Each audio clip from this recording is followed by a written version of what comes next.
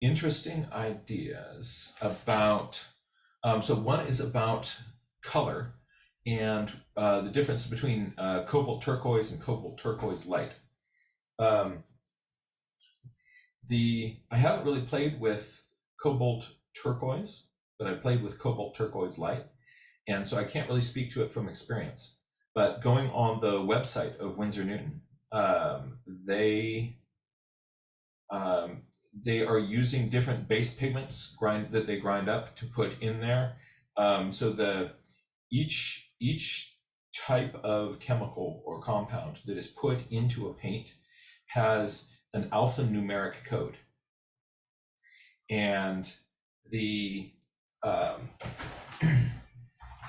and so what um, you can do is you can look at, if you want to start kind of getting under the hood of what these different pigments are, then once you find that alphanumeric code, you can then go see what it's made out of and also kind of get an analysis of it.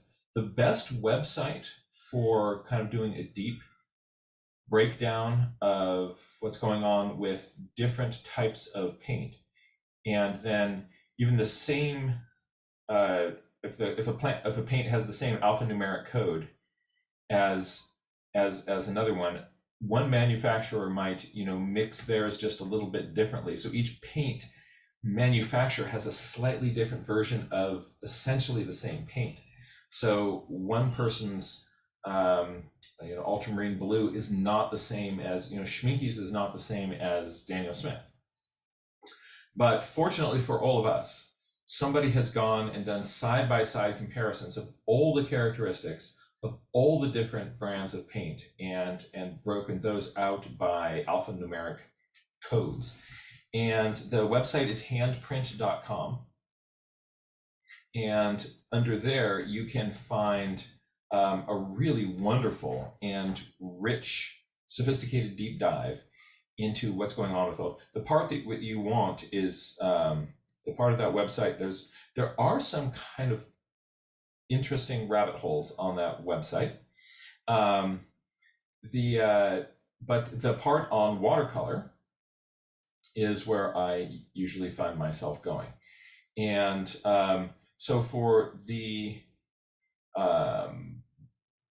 Winsor Newton's cobalt turquoise, it's a combination of PB28 and PB36. Well, their cobalt turquoise light is a PG50.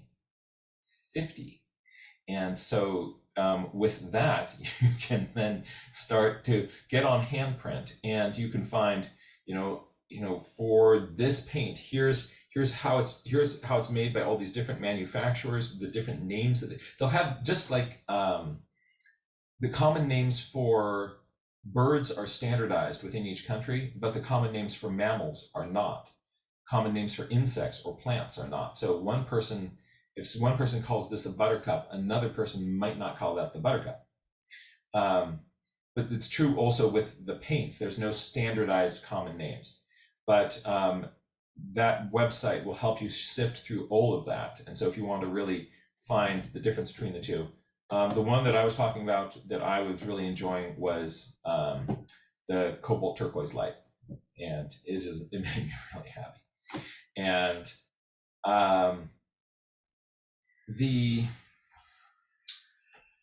and if people have more questions about that, we can do that. But I also wanted to just take a look at some practical logistical things, and something that is interesting is the idea of textures.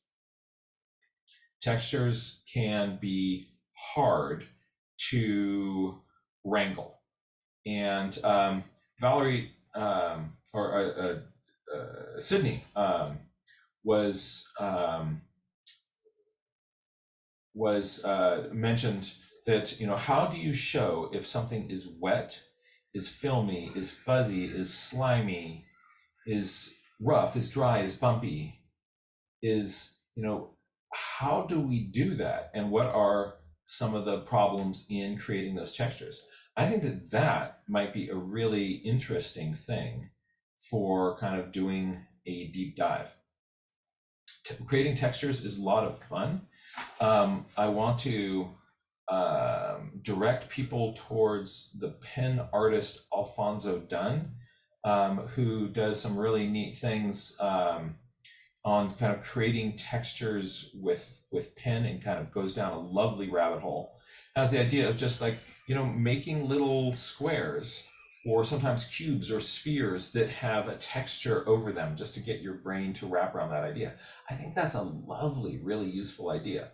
So let's take a look a little bit at creating some different textures.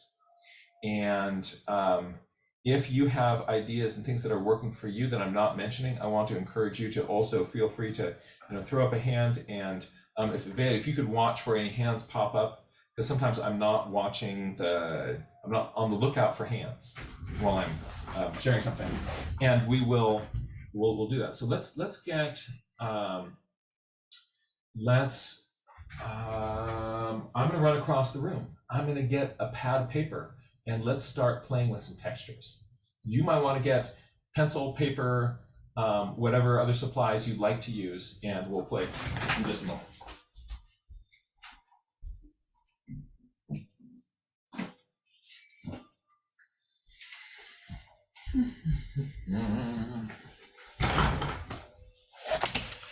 All right. Today, I'm going to change microphones so that actually I'm already on the microphone. Actually, hold on. Here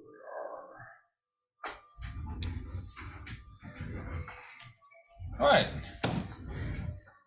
Let's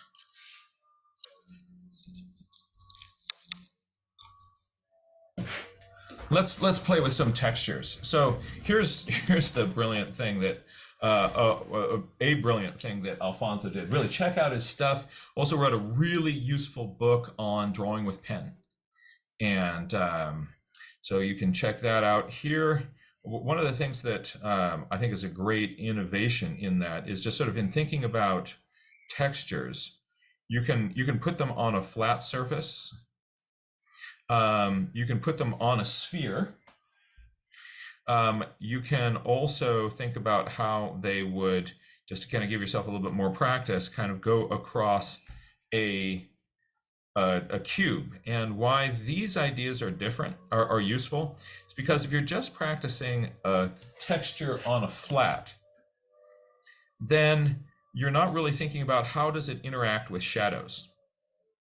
And so if you're doing it on a cube or a sphere, then on the sphere, essentially you have an area in here, a little crescent of darker.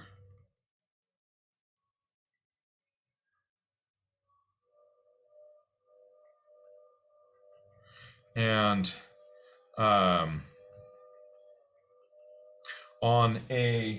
so you have to deal with what is it like in the brighter spots? How does that fade into shadows, and how does reflected light work on it? If you're just putting a texture in on a flat, then you're not kind of forcing your brain to think about those things. So thank you, Mr. Dunn. On the cube here, it's a little bit easier to do than a sphere, because you have just a few kind of deliberate planes. And sometimes it's easier to wrap our head around this sort of three values. What does it look like when it's bright? What does it look like when it is mid-tone? And what does it look like in its shadow? So here is the easiest. Here is the second. Here is the most challenging. I'd say all are useful to do. But let's take a look at a number of different textures. Let's first think about fuzzy and hairy textures. And this is, let's see if I can get this camera to go down a little bit lower without blinking out. All right. So, fuzzy, what what are we going to do? How are we going to handle fuzz? Well, I'm going to grab a different tool off of my little drawer here.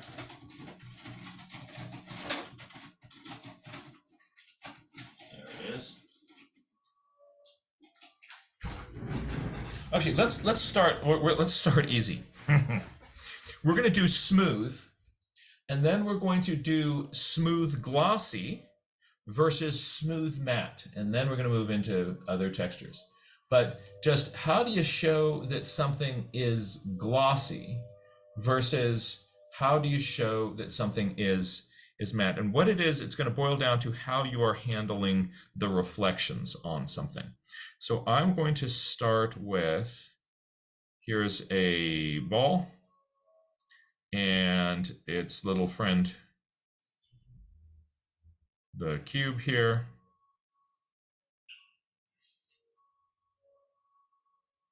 And I'm going to, let's start with just sort of a smooth thing. So what I'm going to do is I'm going to put a little crescent of shadow in here.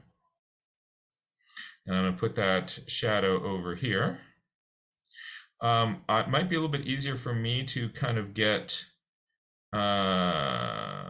sort of soft. I'm trying not to press hard here.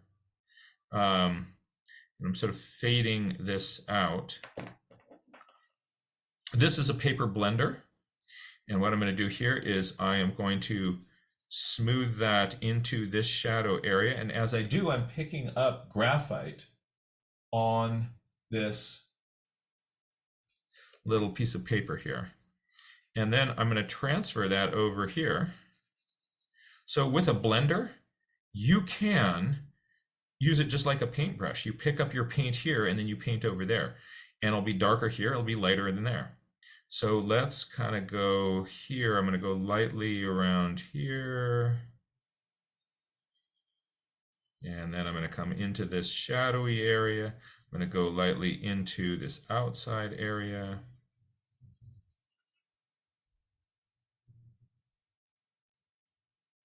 You may notice that I'm not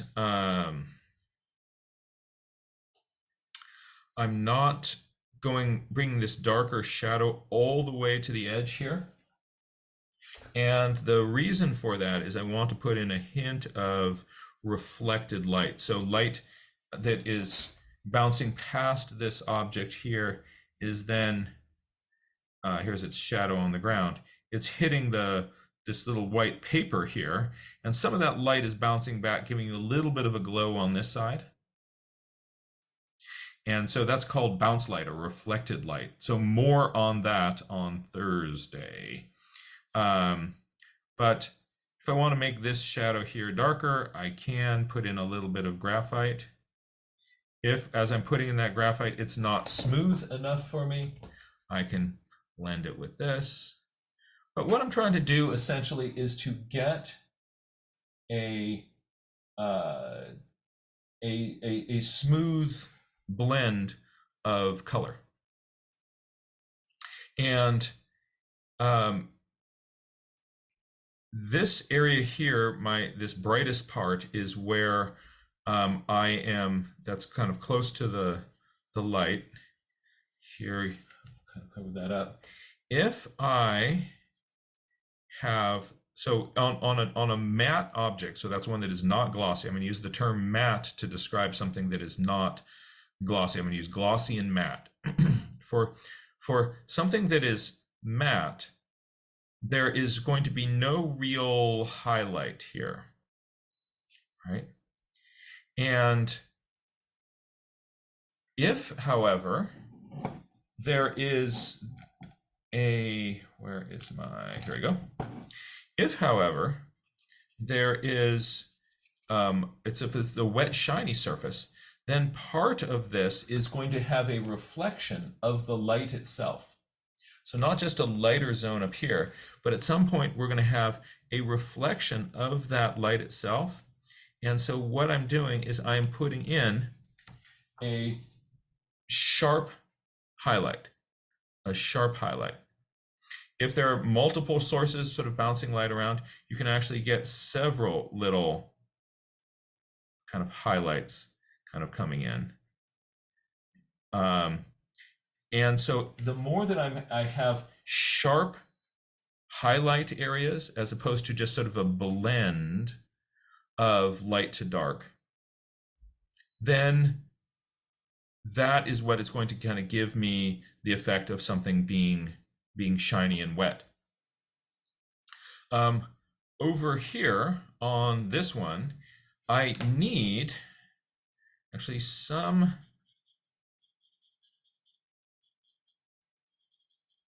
I put a little bit of color into this top surface because I want to be able to contrast it with something that is really bright. So on this side, I'm going to put in there's going to be a little bit of light kind of just hitting right over here. I've just put in a sharp little highlight that's going to make that feel, it's going to make that feel brighter. Let's do one other shape, a little cylinder here.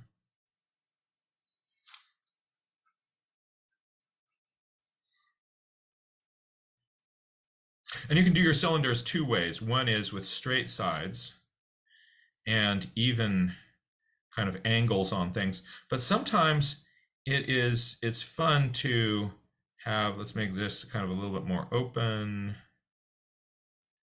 If you have these sides sort of tapering down, then you feel that this is kind of a little bit, maybe it's kind of going away from you, a little bit of perspective there. So in this, if I have a shadow zone that is here, I'm just going to go light to dark, a little bit of dark over here. And this is sort of an even, smooth blend. First, I'm going to do this just as I'm going to smooth the whole business together.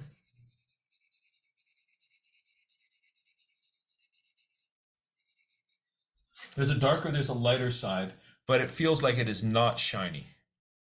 If, however, there are some bright highlights, I just took my eraser and put a bright highlight right in there in that reflected light side, and then right in here, look at that, gazam, zam, right? Then you feel like, oh, you're actually reflecting, you're getting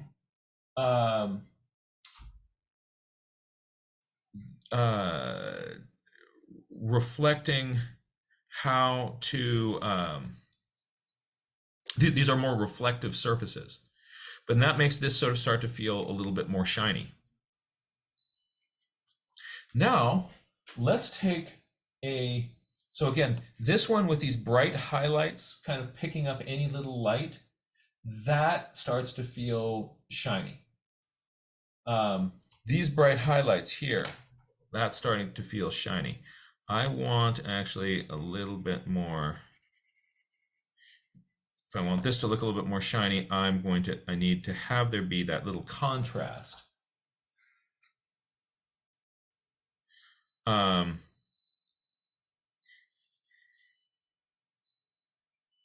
let's take these and make them either have bumps or divots in the surface. Because you look at little insects crawling around, those insects, sometimes they've got little bumps on their exoskeletons, or sometimes there are these little pits in them. So how do I suggest bumps or divots? So we're going to have a shiny surface now, we're going to make it bumpy, we're going to make it divoty, and then hairy and fuzzy will come in a little bit. So here is I'm going to start with just some flat surfaces. All right, light is coming from this direction here. And imagine that there is a bump right here. I'm going to draw a cross section. Here's a cross section. Light's coming in this way, and the surface going to be doing this. And light is going to be coming, if it's sunlight, all the sunbeams are going to be coming in parallel with each other like that. If it's a spotlight over here, everything will be radiating out from that point. For this, I'm going to just imagine that this is sunlight, so all the beams of sun, the sun is so far away that those are coming in essentially parallel to us here. So that means this little bit of sun that is coming down here strikes there. That means if you draw a line at this angle and it hits the other side, that will be in sun. But if I hit the corner here, that means that this area right here is going to be in shade. So sunlight is coming across here, glancing across here. This whole part here, up here to this flat surface, that will be in sun. But this surface here will be in shade. So how is that going to look? I'm going to have, let's make this a little dice here with a couple of circles on it, 2 divots. If these are divots and the light is coming from that direction, and it is going to strike them here, that means that this surface that is up towards where the light is, that surface up in there is in shadow. So there's another divot here. This is in shadow here. So I'm making a crescent moon shape that is pointing towards where the light is coming from.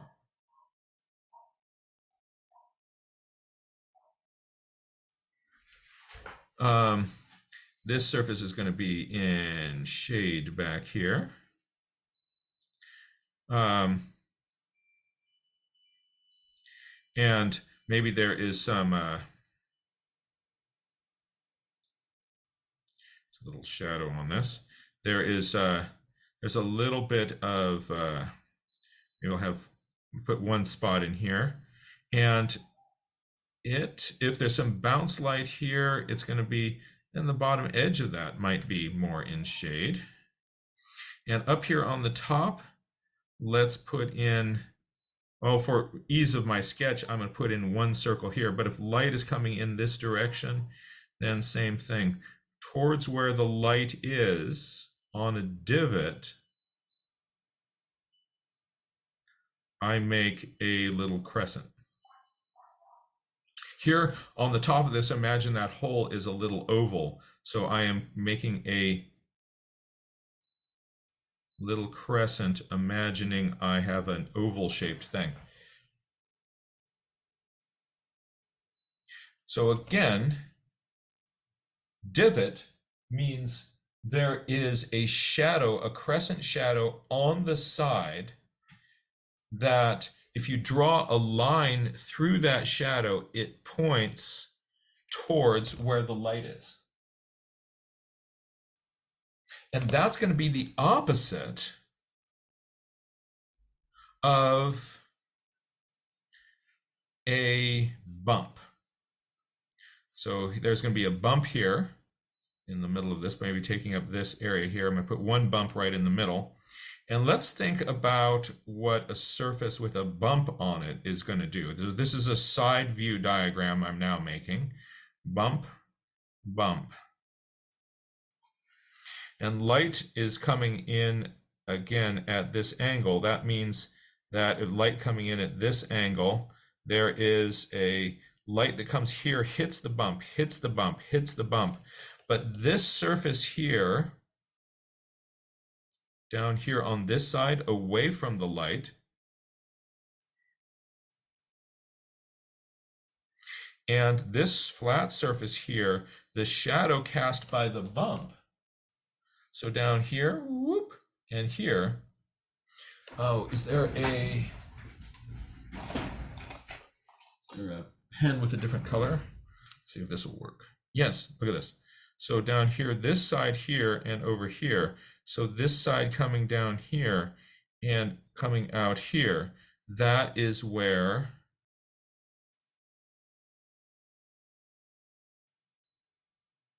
that is where the shadow is going to be.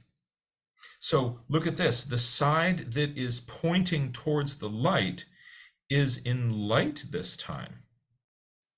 So if my light is coming from this direction on this little bump here, then the crescent is going to point in the opposite direction. And depending on, just like with the moon, and you've got different sort of degrees of crescents at different states, the steeper the angle of the light down onto the surface, the more that it's going to be a small little crescent, and the more that its light is glancing across, you're going to have more of this in light. And also there's going to be a little bit of a shadow that comes out behind this crescent.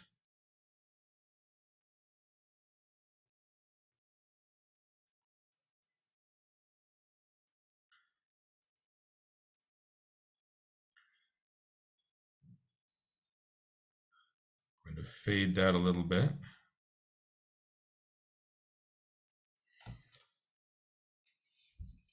And that is a bump that is sticking up. So is it a pimple or is it a dimple? Why don't I do, just for comparison over here, I'll do the dimple.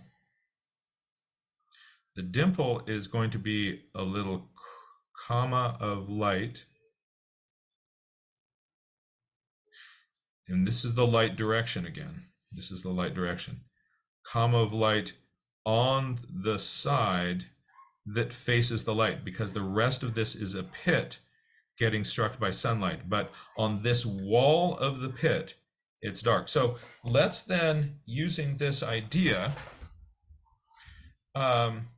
let's put, imagine that we have a beetle. But instead of drawing a beetle, I'm going to draw just a little simple cylinder here. And imagine this being, say, the elytra of the beetle. So you've got this side and this side. My light's going to be coming from this direction here. And actually, there's a better way of showing the light direction. The light isn't coming straight from the side.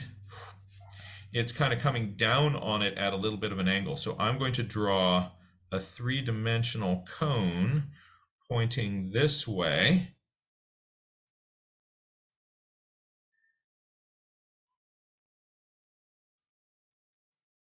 All right, so you see that that little top pointing towards it is suggesting that, so this is my light direction, right?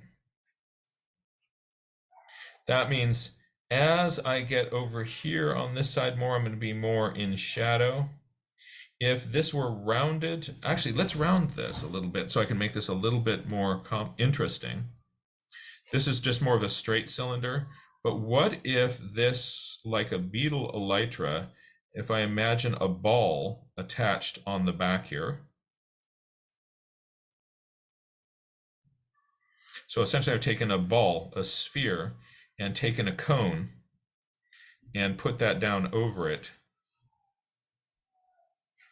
So here is my little shape. First of all, what are the general shadows going to be doing?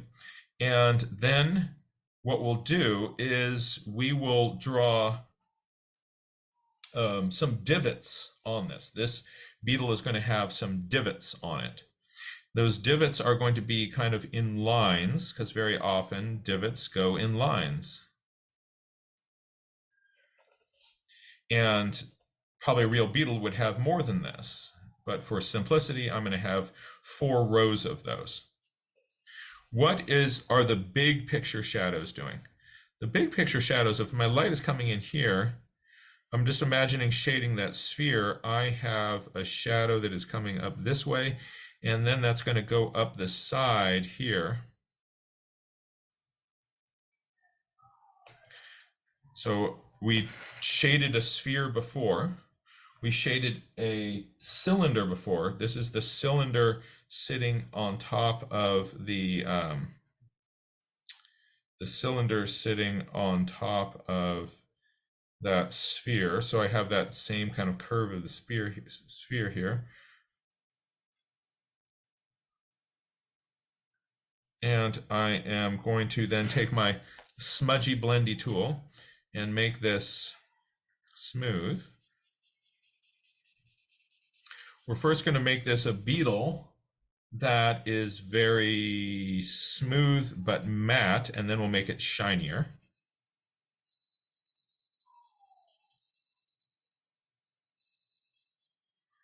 So I'm smudging this around, coming into this area where the light is hitting.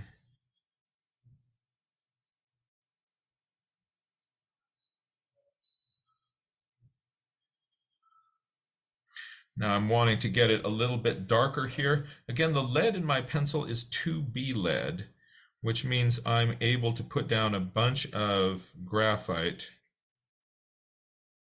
without a lot of pressure, which is great for smudging. Disadvantage of that is that it smudges. The advantage of that is that it smudges.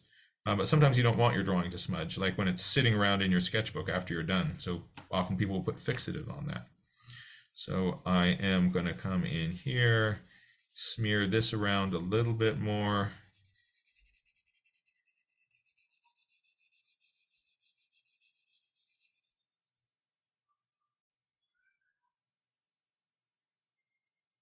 So here it is, no divots.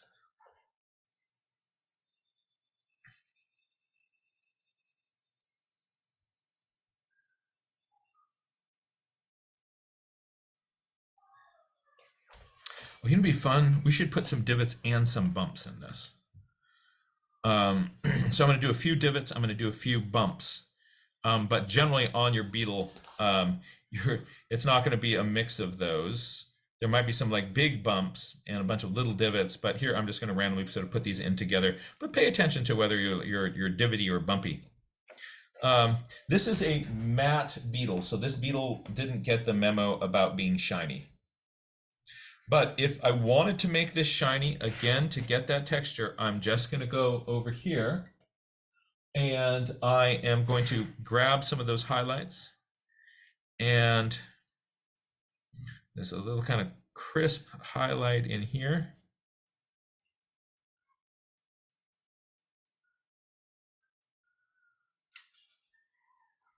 And I'm going to put a little crisp highlight in where my reflected light would be.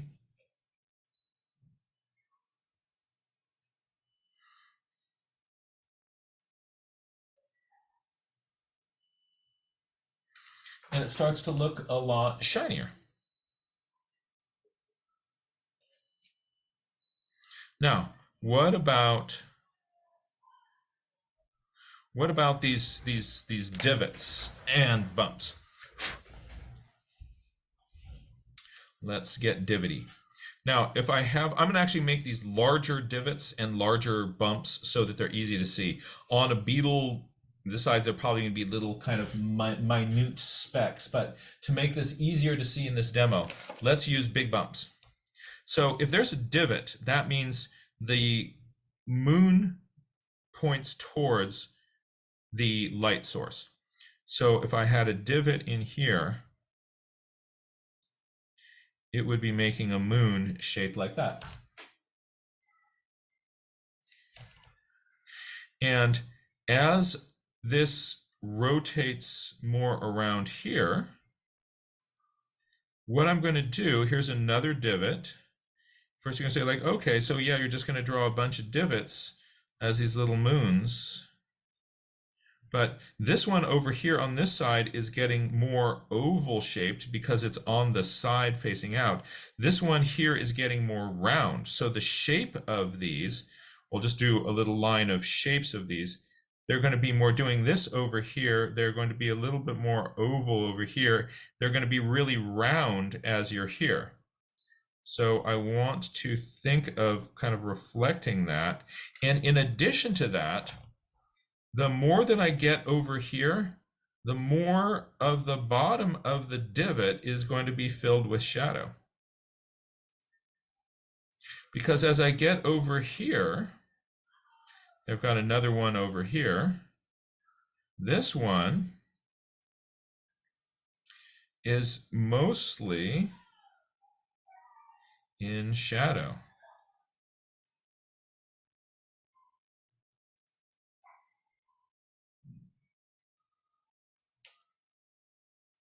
So the amount of shadow so the divot shape is changing. The amount that the crater is filled with shadow is going to change, because here the sunlight is coming almost straight into that hole. And here it's kind of glancing it. Here it's there's this one is going to be more in shadow. So the amount of shadow in those little divot holes, that changed. Now let's make a series of bumps here. So what about one that was right in here? So if it's sort of a round knob sticking up, right? This side of it is going to be in shadow. And it may even have a cast shadow sticking out in the direction that is opposite from where the light is coming.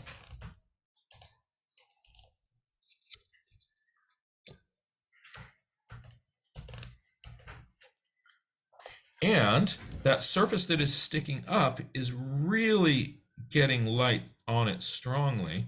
So I am going to make sure that that's nice and bright there. Now, what about this one over here? Here's another bump that's sticking up, and then I'm going to have another bump that is sticking up over here.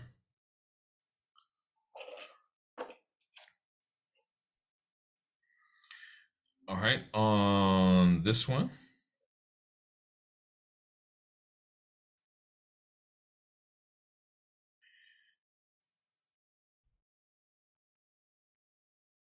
And this one over here.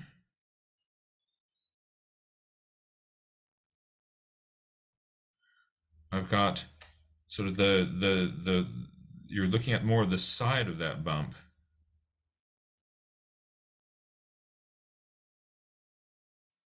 So the direction that a shadow goes, now over here into the shade, because it sticks up, these are going to actually show up in the shadow side a little bit longer.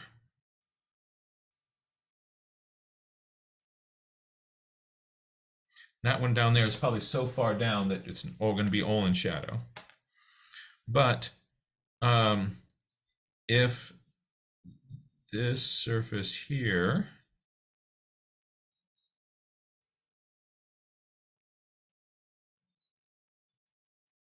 so I'm putting the bright side of it towards the light. And this one is going to be disappearing into the light a little bit more, but maybe there's a little bit of it still catching some light.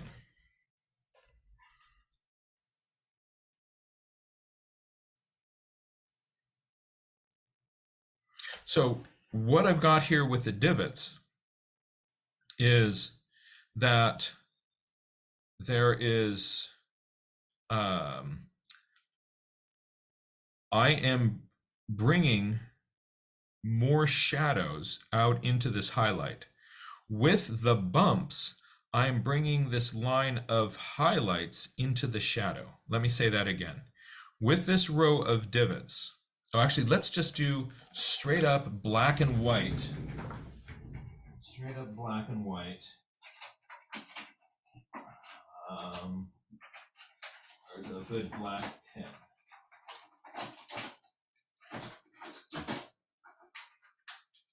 Hold on a moment. You'd think I'd have a black pen liner. Oh, here's one. This will work. Let's just sort of simplify this, where we're just like on and off. Here is got my little ballpoint pen out here.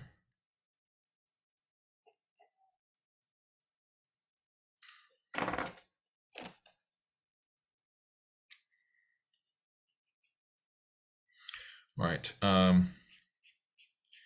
here is my dark coming down here.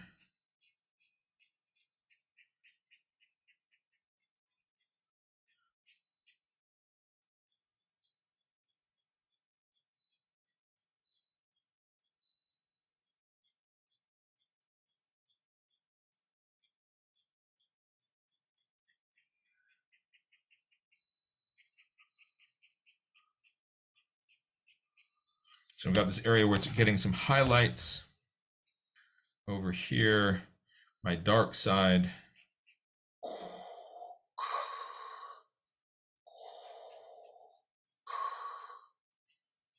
And I now am going to put some divots into this. The divots, again, extended the shadow out into this light. So I am out here are some divots.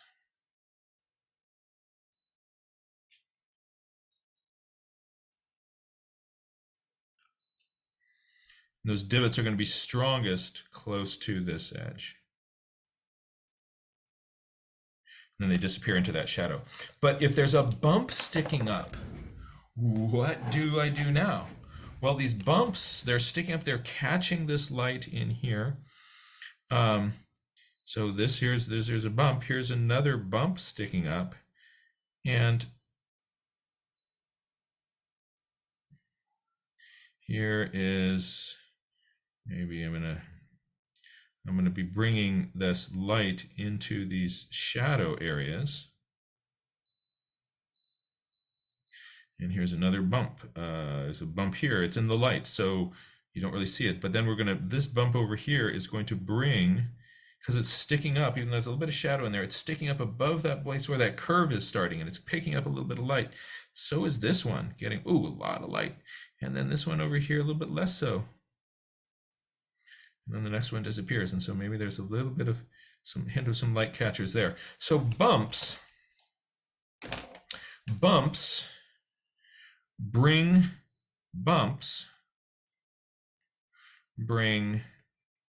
light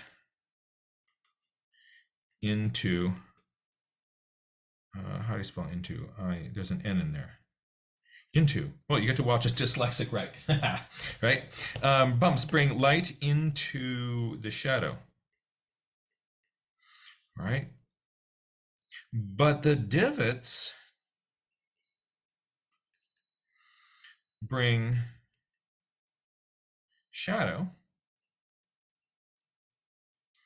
into the light. Ooh.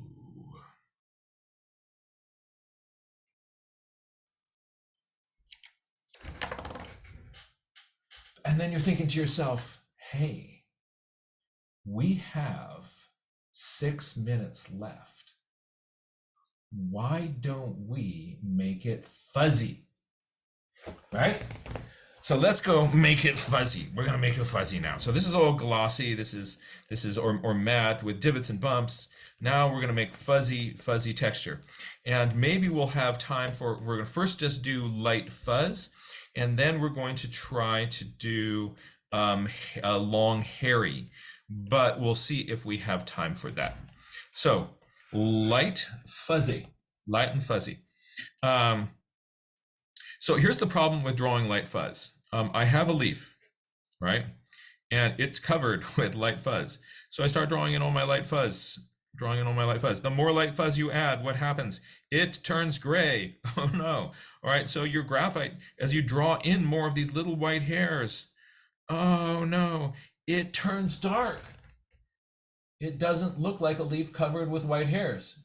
The more little white hairs you put in, it's having the opposite effect of what you want. So what can we do? All right, well, let's first think about One thing I'm going to do, if I've got an object here and I want it to be fuzzy, is the outside edge, the margin of this, is going to be crazy useful in showing what the edge does. So in there, I'm going to, instead of putting a hard line around it, I'm going to make it fuzzy. And in a few places, I'm going to put a little unifying line in there. So just so, so we get the feeling that there's a solid object that is hiding in this. But some places we're even letting that fuzzy come through. Now, I am going to I want to think of, from the center here, I want to think of my lines going out this way. So out here, any little marks that I make, I want those to point towards the center here. I'm going to put a few little fuzzy ones in here. And there might be some places where sometimes it's not a totally smooth coat. There'll be a little ripple in it. So like right in here, you get this little line of the fuzzies. And then I stop. I'm done. That's all. What?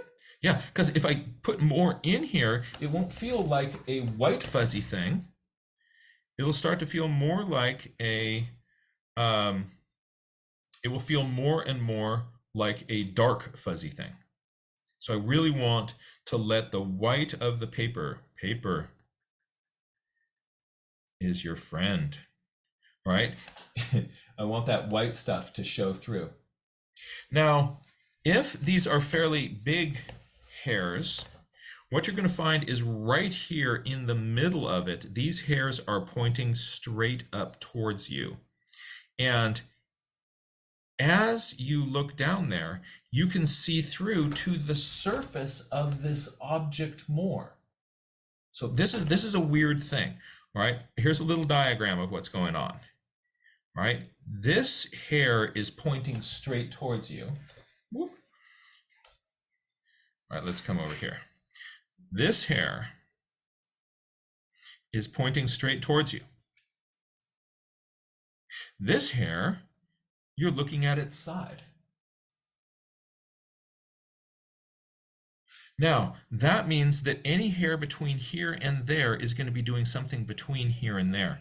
But because in here you've got a bunch that are pointing straight towards you, that often means that in this area right in the middle, if you ever kind of look down right on the top of, if somebody's hair is thinning and you look at them from the side, you sometimes can't tell. But if you get up above them and look down, you go like, oh, look, your hair is thinning. And they go like, get down from there, right? And so I am going to put a few in here, and so sometimes you will actually get a little darker spot in the center of a white fuzzball. Because of that, because you're seeing through if there's a dark surface down there. So I might even have something like this where I can actually put in the center of this just a few little dots coming out, and then I'm going to let it be the rest of it fuzz. Now, as you go out here, that white hair, you're looking at the side of the white hairs, the sides of the white hairs coming out here. And that's what makes this feel more thick and full here. But here you can actually kind of look down into there. So that means I'll sometimes just make a little bit of a darker spot in the middle of that.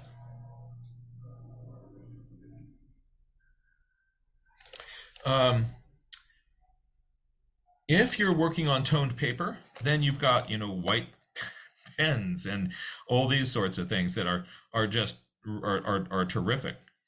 And white colored pencils.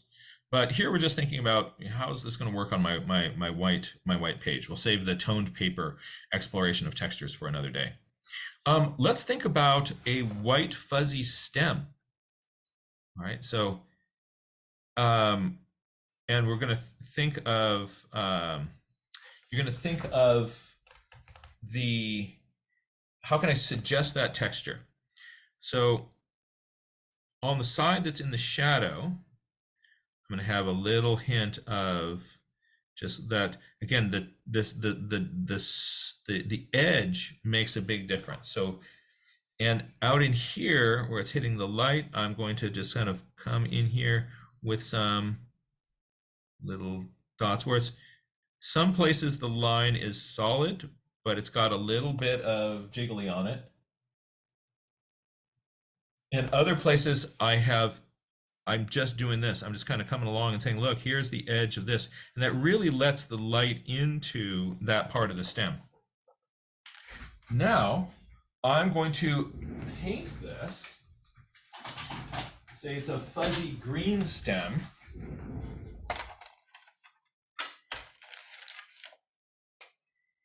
So paint that is a little bit diluted, or paint that is mixed with a little bit of white gouache is great for kind of suggesting these fuzzies. What I'm doing here is I'm coming along and I'm irregularly painting the center core of this, and I'm going to leave the outside edge white.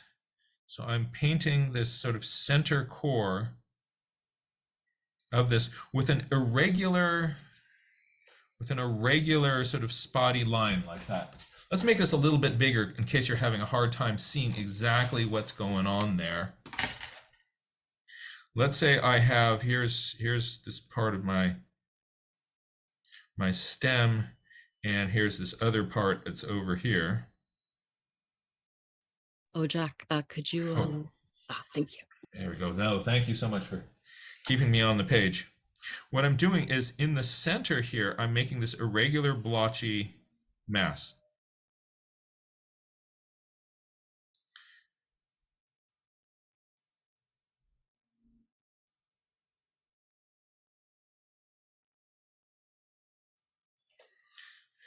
And in the center of that, I can make it even a little bit, that's where you're sort of seeing into the bald spot, where those hairs are pointing towards you.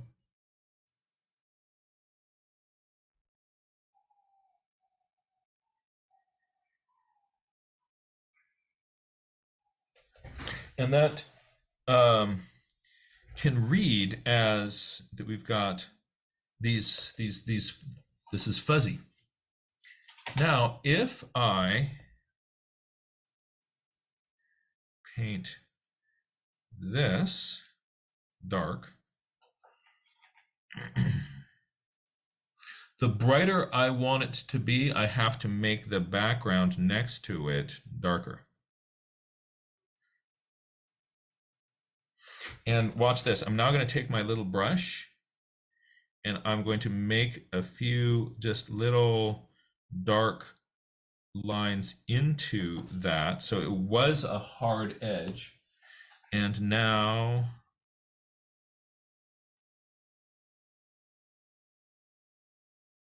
it has a rough edge that starts to feel fuzzier.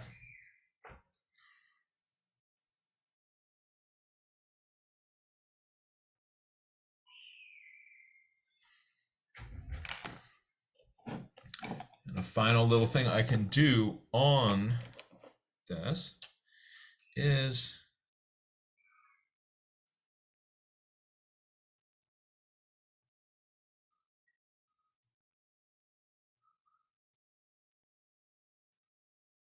a few little wayward hairs.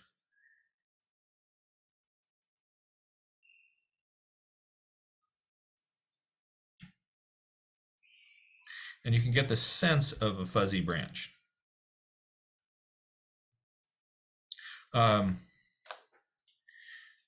If I am making fast field notes, I'll show you one last technique which I will often do. I've got a leaf here and it is covered with dense hairy fuzz, right?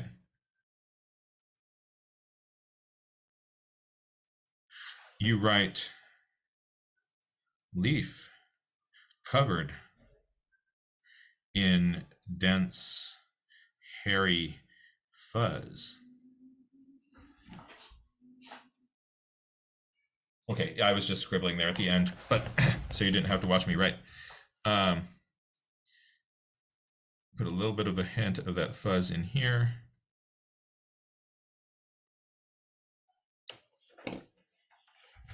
And if I'm adding watercolor to that, I would use either diluted paint or a really pale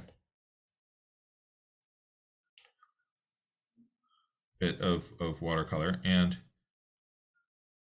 I'm just going to put a little kind of hint of, yeah, I'm going to see some color through there, especially as we get out towards the sides where you're kind of, it rounds around, you're seeing, you're going to be seeing more of the, more of that fuzz.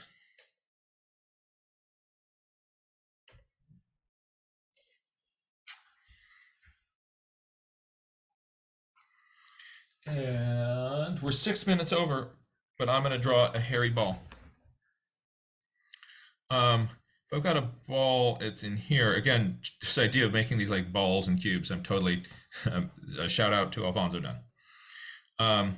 So what the texture that I have around the outside edge here is, that suggests that we're we're off the screen again. Suggests we're getting hairy. What I like to do also with a lot of my kind of hairy marks is I'm not like, here's my ball, and I'm not doing this, going from the inside out. That's suggesting, look, here's an individual hair. If I actually make some of these from the outside edge in, then what you're getting is you're saying like, look, this is deep fur. And these are cracks in this fur.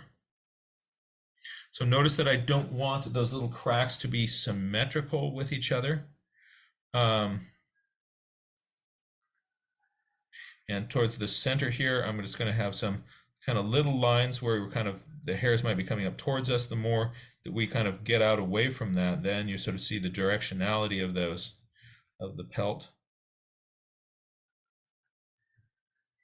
So a few little lines around the edge that suggest we're hairy. And then some cracks into that. Oh, if I want it to be, short hair, I'll do that. But if I want it to be long hair, then there are some cracks where these masses of pelt, these big sort of zones of the pelt, are going to form these cracks.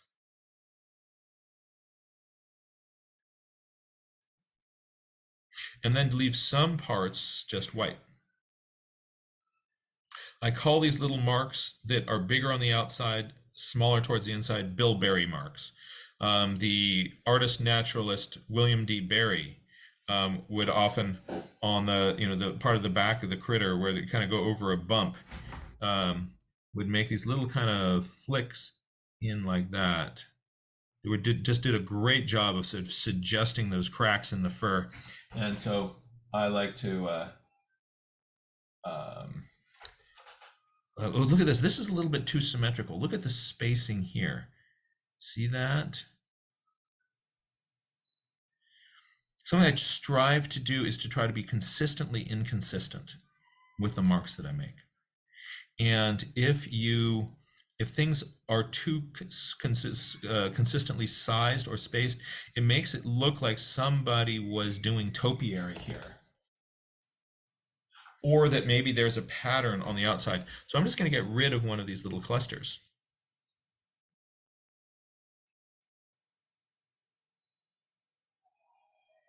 So just a few little marks on the edge here. There we go. And that kind of helps me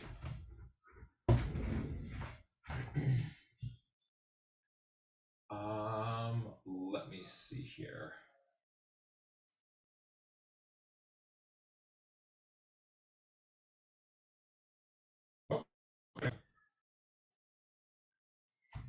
Oop, we lost your camera. Oh, we did. There you are. So those are a few strategies on getting some different textures, and I hope that that lets you play with a number of different sorts of things on your critters. Again, want to send a shout out to Alfonso Dunn, who does lots of really cool. Just do a search online for Alfonso Dunn textures, and you'll have fun. So let's start with any questions, comments, thoughts, or ideas here about textures, and we can play a little bit with that. I'm going to take a look over at the gallery view. If you've got a question or a comment or idea, you can just physically raise your hand and I'll see you if your camera's on, or you can use the raise hand function. And let's join Sarah. And so Sarah, you can now unmute, and I will join you, add you into the spotlight here. Hey, Okay. Thanks for being with us. Hi. First, I want to apologize. Last Tuesday, I had an emergency at the very beginning of the whole session, and I wasn't able to come back and mute everything. So I apologize for that. It is so easy to do. Yeah. And please don't worry about that. All of us who've been in more than one Zoom meeting knows that that's just human. It happens. Yeah. It happens. It happens. So texture challenge. Thanks to you and Robin Lee Carlson, I have been up visiting some of the 2017 Nuns wildfire burn areas in my local park that is very special and near and dear to my heart, and have totally changed my perspective of what I'm looking at because of her book and her observations. So the textures of burnt charred wood. And here's what I've noticed is that it's not just black. A lot of times it's reflecting like kind of blue and lavender and purpley colors, even if those aren't the colors that are around it, or even the color that I'm wearing that's reflecting off the surface. There's a lot of times there's those colors in that dense black char. And then there's a pattern, there's a distinct pattern of how things burn. Like it's like a square patchwork or checkerboard. And my brain's been kind of exploding about how to get the shiny texture, those colors, the little patchworks without them becoming too checkerboard-like. And just as we were coming on, I was adding some color to something that I sketched out. And I found mixing a color with the ultramarine blue and like a dark brown really helped to punch some of that color into the black char. So there's one of my texture challenges. Yeah, I love your idea about in those blacks is just kind of get your nose in there and look around for what colors is this really made out of. If you then mix a black, sometimes I like to just reach for my, neutral tint and I'm drawing black. Yeah. But if there's this dance of colors in there, you can let that dance of colors into whatever you're doing. And, you can mix all sorts of really fun blacks. And, using dark blues, dark purples, dark browns, and just, seeing how they dance together, you can get some really neat effects. And then, so it might be that would give you the background thing, and then you let that dry, and then you look at where are the shadows. Yeah. And just put those in with a darker dark. Yeah, I think that's the thing that I need to keep thinking of and practicing is what Roseanne Hansen talks about, painting the tea first, and then going back with the shadows. Instead of trying to go for that really dark, and then try to darken the dark. I like that dark.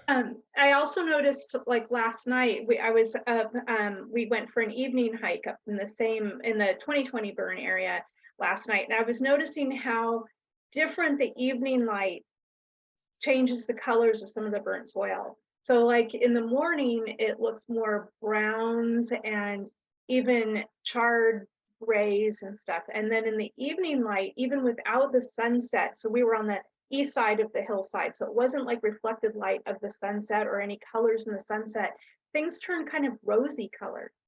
like the soil was rosy, and that's just so interesting to think of ground that I'm used to thinking of gray and brown being actually rosy.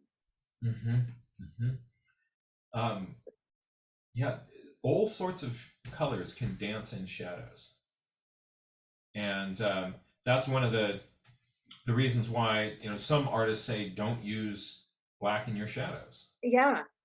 and but try to get somebody to look at, you know, what colors am I seeing in there, and sometimes artists will overemphasize that intentionally just to bring more kind of life and joy into those shadow areas. Mm-hmm.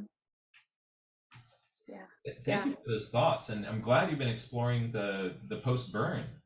It's really interesting, and I really see it as part of our healing. You know, we've been experiencing the grief and sadness and the PTSD of these fires so much, and going into it with a perspective of letting it be part of my healing about all of that, and also seeing what's happening out there. I mean, seeing, like in this particular park, the difference of a 5-year-old burn in an eastern exposure that's also experiencing drought, and how the height of the new growth is much more stunted than the areas that are more protected in the 2020 fire, and there's actually taller like water sprouts coming up. And you know, just seeing that and kind of celebrating with particular trees and bushes that I basically have been friends with for 20 odd years, or 30 years, 50 years, and saying, oh, you know, I'm gonna actually reach out and touch you and say, I'm glad you're still here, even if it's a totally different structure than it was before. And Robin just completely changed my perspective. Totally. I mean, seeing the shapes of how things burned or blue, and then noticing some manzanitas that were burned on one side but are still green on the other, and oh, I really want to draw that, because there's life in all of that. It's just, There's yeah, life, it's just and what fascinating. she really kind of, I had the same experience, is that she's going into that burn with the mindset of a storyteller, Yes, and then all these burn artifacts are giving her these little bits of insight into both the past and then what's happening now. yes, and that's kind of, that's why she really resonated with me, because I'm so familiar with these landscapes here, and I've been friends with like the rocks and the leaves and the trees for so long, and to go back into them over and over again and seeing the changes now, and now also incorporating the thought of all the drought, because the trees, the living majesty of the big oak trees, they're really experiencing this drought really hard, and it's where I see the drought in the land has been for 22 years or more. It's not just this 3-year period, and there's some grief in there too. Yeah, it's really interesting. So, well, Thank you thanks for for, that. I hope that we well, no, can, thank I you want to for keep, that. No, I want thank to you for keep, that. yeah, I want to keep Avea was exploring just, shadows and burn. yeah, Avea was pointing out just how the philosophical take you have of being in this place Mhm. really is beautiful and inspiring. Thanks. And thank you for sharing that with us. Thanks. We're going to join Eleni, then Avea, then Susan, then Zachariah. Oh, the Schoen family's here. Hooray. But Sarah, thank you so much for that. Eleni, it's great to have you with us. You can now unmute, and I'm going to add you into the spotlight. Thank you so much. Oh, Sarah, thank you for all that you just shared. I'm still with your words and thoughts.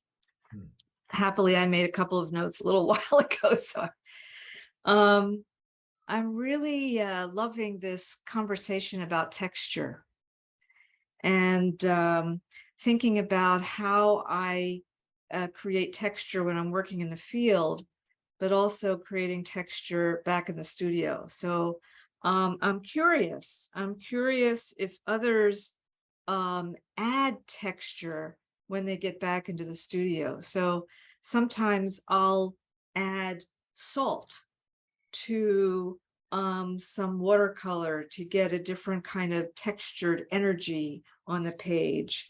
And other times, I sometimes paint with soil, but there are other times where I use soil in a crumbly, collagey way.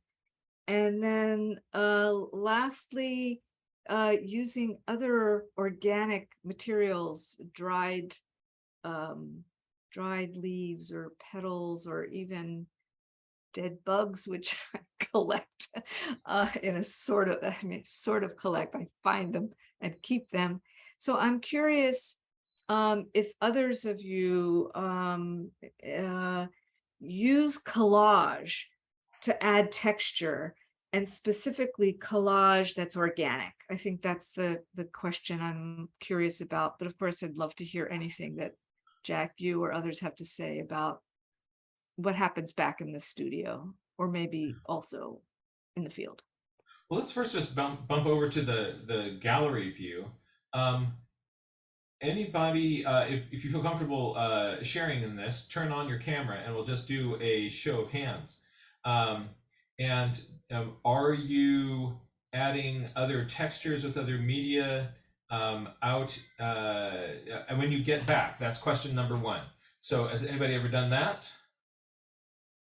All right, some. Has anybody ever added, texture or elements like that into their page before they go out to put some sort of areas of tone and color on a page, and then you can work over that?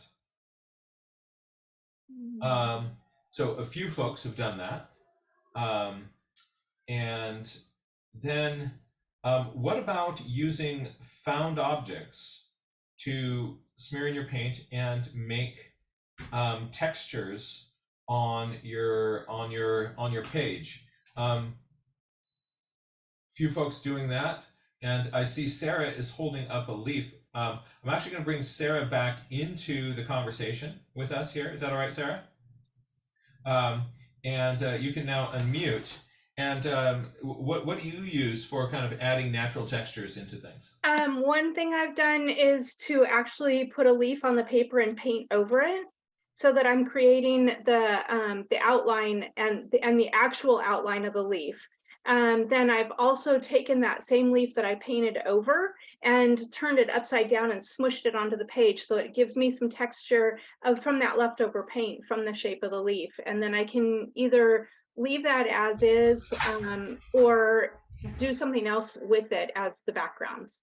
It's one of the ways I want to be teaching about trees in October, when I do some nature journaling instruction for some teachers, about you taking a leaf and actually tracing it and then painting over it to get the shape, and then smushing it on the page, so that you don't actually have to get stuck with I have to draw it. I can start with the shape that it's giving me, and then as you start feeling that shape, you can feel like you can maybe freehand. Because we get stuck with that. I have to freehand it. But if you trace it, then your body and your hand and your pen is starting to learn the shapes. So that's just... that's cool. I want to. You think of, like, you've got your brush, but you're out there in the field with all this other crazy stuff. Huh. Interesting. What are you going to do about that? To give yourself permission to play with those things. I like how you're also talking about sort of, painting around it, or then painting with it. Those are all going to give you different, different, interesting textures. I want to also share the work of one of my inspirations, Lori Wiggum.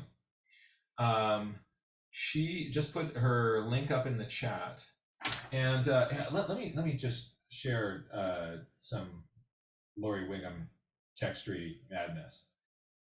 There we go. Look at that. that's Lori Wiggum, and she's in a post burn area here, and she will pick up branches from the area that she's in and get out her pocket knife and cut them to a chisel tip so that she gets these lines of varying width. Then she's dipping that either in ink, and she will also then use charcoal from the burn area where she's sitting to draw these in as well. So these are very often painted with a stick from the burn that she's in. And there's a very different feeling. Like this, I think, is a brush, but then you get these sort of things. These trees are just like calligraphy, and those are often done with those are talk about getting colors, dancing with the colors that are in things. Look at that, those reds, there's purples, there's yellows, there's browns, all dancing around in there. And then she's got these textures often made with a branch. Wow, big fun. These are all, again, post-burn. So her website is lauriewiggham.com. That's LAURIEWIGHAM.com. And this is in her After Fire section of that site. And that's also an inspiring place to look for playing with textures. It also occurs to me, Jack, that these techniques of using a stick, dipping it in the ink and using a stick and rubbing are wonderful entry points for folks that say, I can't draw, right? So everybody can take a leaf and trace it. Everybody can slap paint on a leaf and make a monoprint. So it's just, it feels like such a connecting an organic way to connect with nature, to actually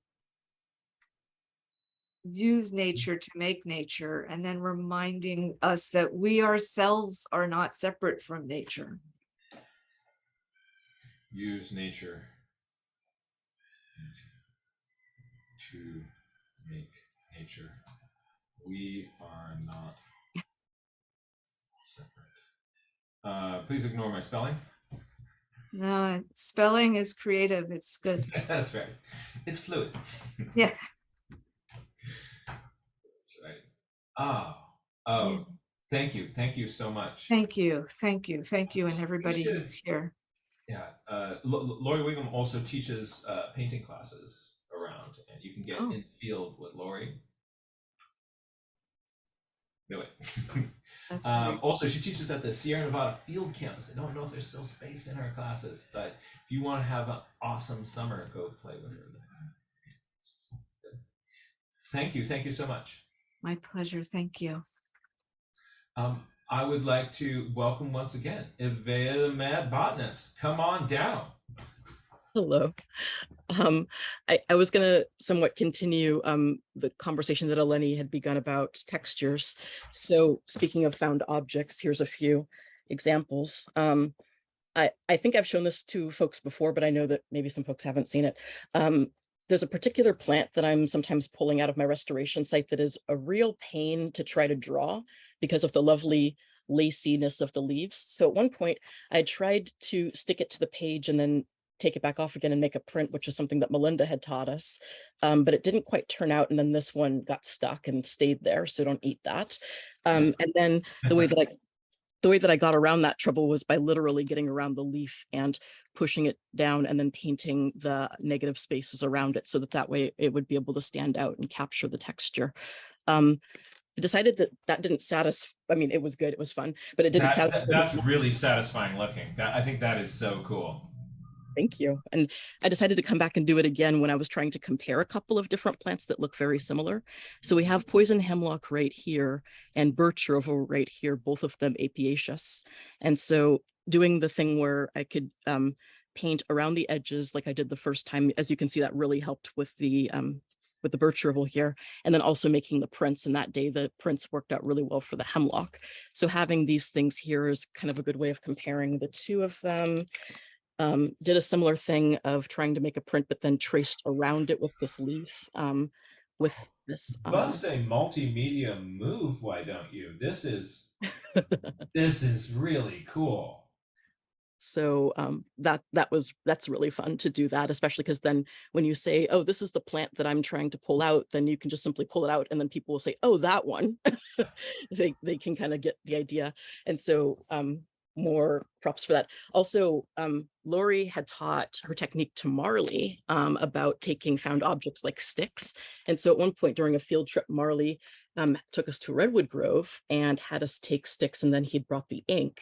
And so then he had us do this to help loosen up our marks, like what Eleni was saying about if you feel like you can't draw, then use a tool that it's hard to draw well with, and then just do it like that. And so I'm doing that, and then plus a little of the charcoal and more ink and stuff. And so just more props for that. And then one more thing.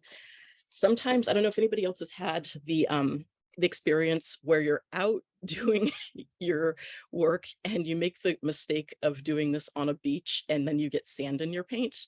Yeah. So I did that, and I didn't want to let go of the fun I had with the sand. So there was this one particular time I just worked the sand into my painting itself, to what you call it. I left it there and let it dry and then brushed it off, and it led to some really interesting textures in my leaves. So I guess it's sort of like when you do with the salt, like you were showing us before. Another thing that I used to do more often, if I can find a page of this, is I used to, oh yeah, here we go. I used to occasionally do a little bit of glue and put the sand itself on my page. And at first it was so that way I can eventually learn how to draw it properly, but this can also be helpful, and then you can feel the texture. And so those are just some more ideas about that. Also wanted to share this book. Sadly, this book does not have any sections on watercolor, but it does have sections on charcoal and graphite. And so let me see here. So they talk about charcoal techniques. They introduce a bunch of different textures that you can try out, like cat's eye or short cat hair, long cat hair, rough bark. So I was thinking about that when Sarah was sharing. And then it goes on to colored pencils. So butterfly wings for Susan, and fish scales, you get the idea. And then later on it goes into, what is it called? I think it's acrylic and oil and stuff. And so this can be kind of helpful if you're looking to explore textures in different media. Again, it doesn't have, yeah, it doesn't have watercolors, unfortunately, but you can still play with, especially if you're doing your underdrawings, and you can play with that looking at the graphite and charcoal parts of the book. So what is the author's name on this one? This one, I think that it's a bunch of different authors working on it, so it doesn't have one author, unfortunately. Oh, okay. But then there's a bunch of different, oh yeah, here we go. Stephen Pierce, Denise J. Howard, and Mia Tavon, I can't read backwards, Tavonati. I can write this into the chat too, in case it's helpful. Denise and Mia busting a move here for us. This is great. That's really useful. So I'm hoping. Yeah, how much fun, just like I'm going to draw a little part of some yarn.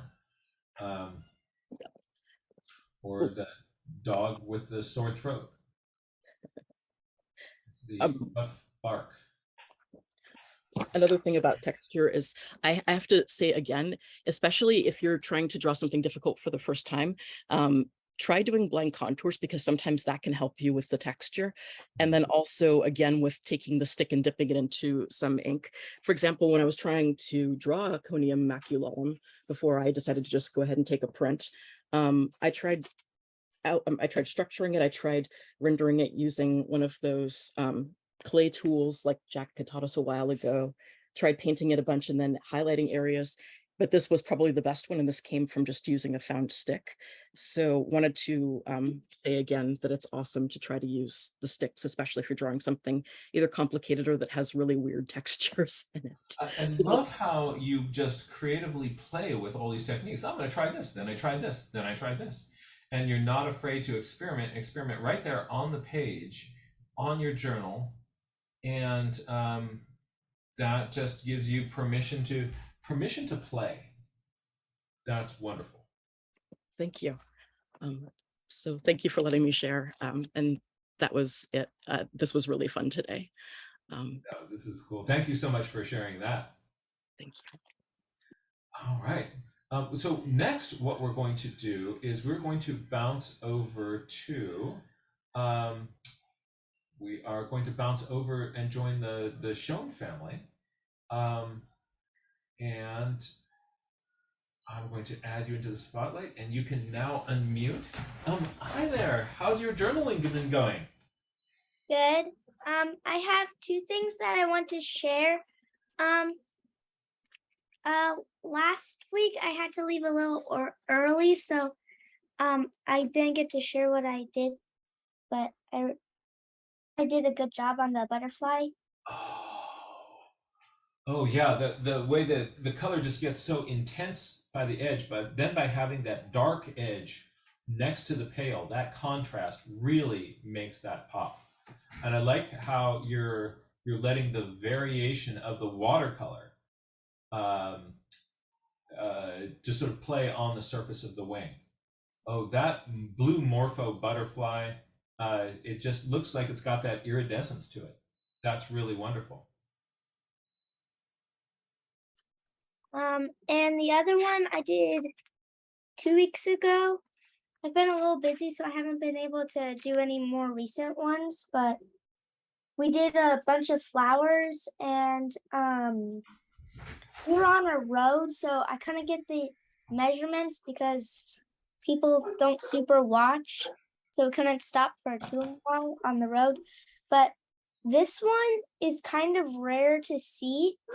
It only blooms one day a whole year, but we saw, so it had just rained, so we saw 51 of them.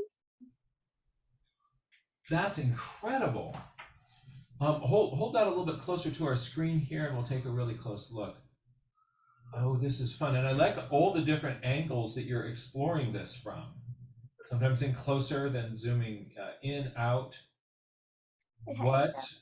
I did 3 different flowers. This one we didn't know the name, so I did a question mark. This one is a morning flower. It only, or at least we're pretty sure it is. It only blooms during the morning, and then it closes up. And then this one is the day flower. Oh wow!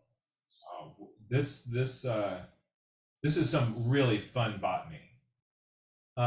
I'd love to bring in the mad botanist to comment about sort of what you're seeing from the perspective of a fellow botanist.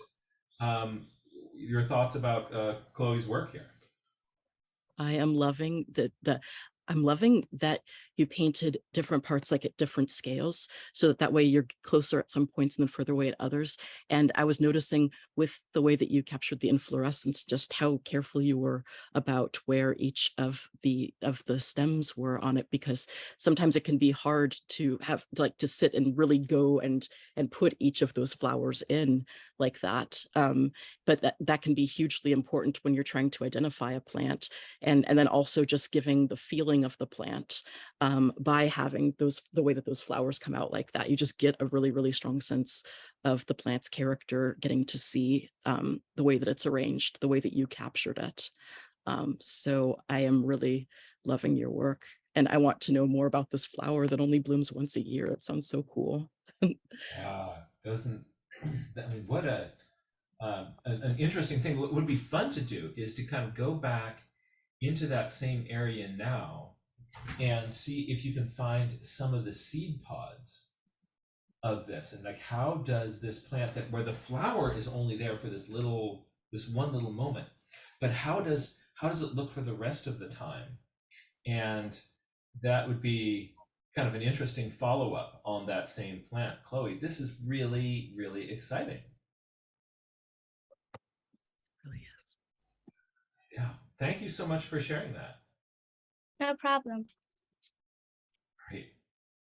Was there anything else in there that you wanted to share with us? No, that was all. Great. Well, we really appreciate you being here with us. It's great to see you again. So Ray Bonto, you may now unmute. We're going to bring you on into the spotlight. It's great to see you again. Hi. How are you? What's been happening in your journal these days? Yeah. So today I was just Oh, good studies, good notes. Oh, yeah.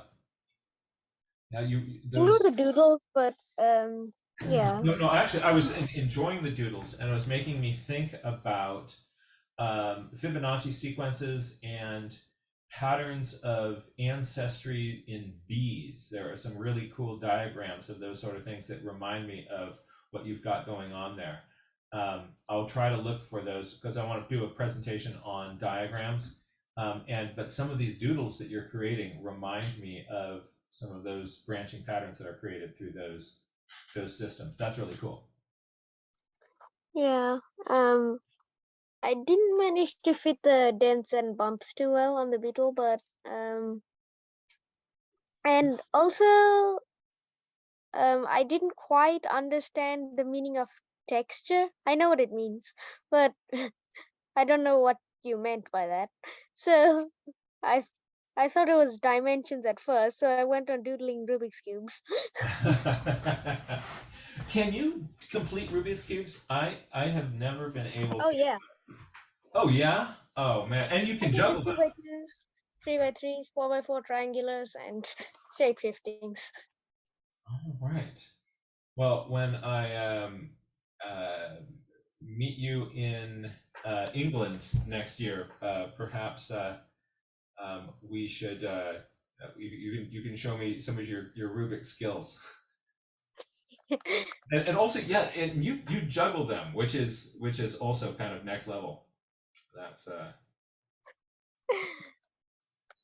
Yeah. I did once see a video of somebody who Yeah, I saw that. He was juggling and it landed. Yeah, it was. and He was solving moving them it. while he was juggling them. Yeah, 3. That was some crazy. Yeah. Yeah.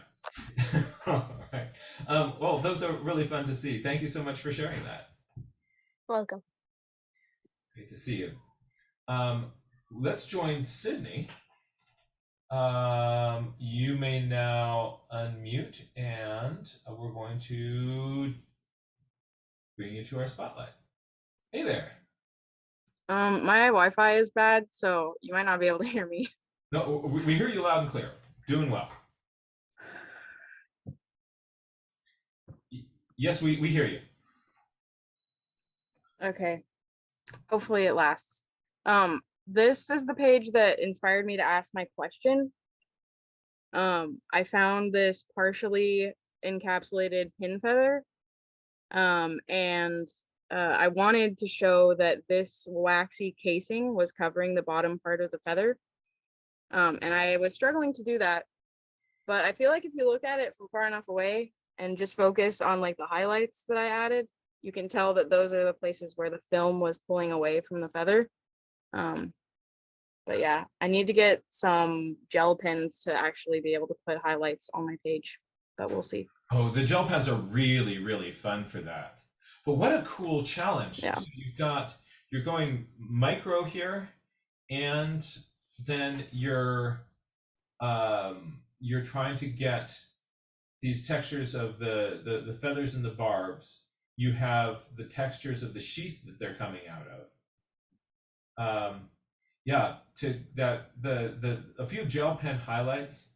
I was actually teaching some stuff about drawing bird feet the other day, and if you've stopped talking, I couldn't hear you, so that's why I'm just glazing into space. But yeah, it seems that you're back a little bit. Sorry, my Wi-Fi is not great. It's raining here, so. Oh, I'm sorry about that. But if you That's can't, all right. you'll be able to hear us on the recording. But yeah, okay, yeah, I'll watch back. the but just to sort of show you that the gel pen can give you that kind of waxy texture really easily.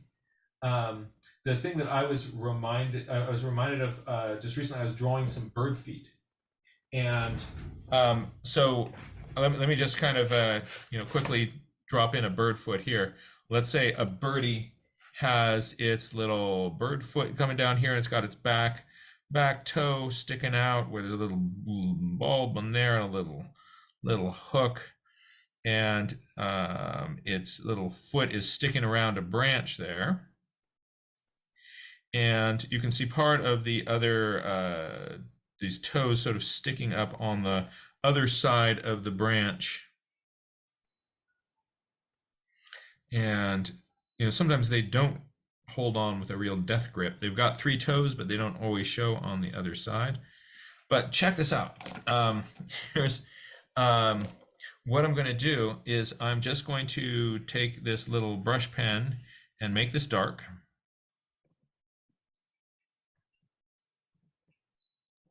Right, and so I've just made this whole thing dark.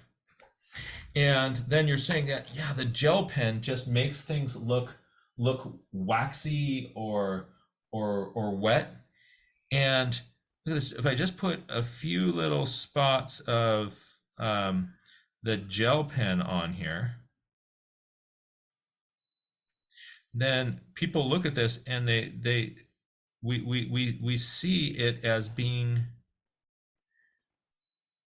waxy, as being, just a little bit of highlighting with this, and then there's light bouncing off surfaces, and people will look at that and they'll interpret it from there. And that is a great way to, sort of a fast way to make people see texture, that sort of shiny texture.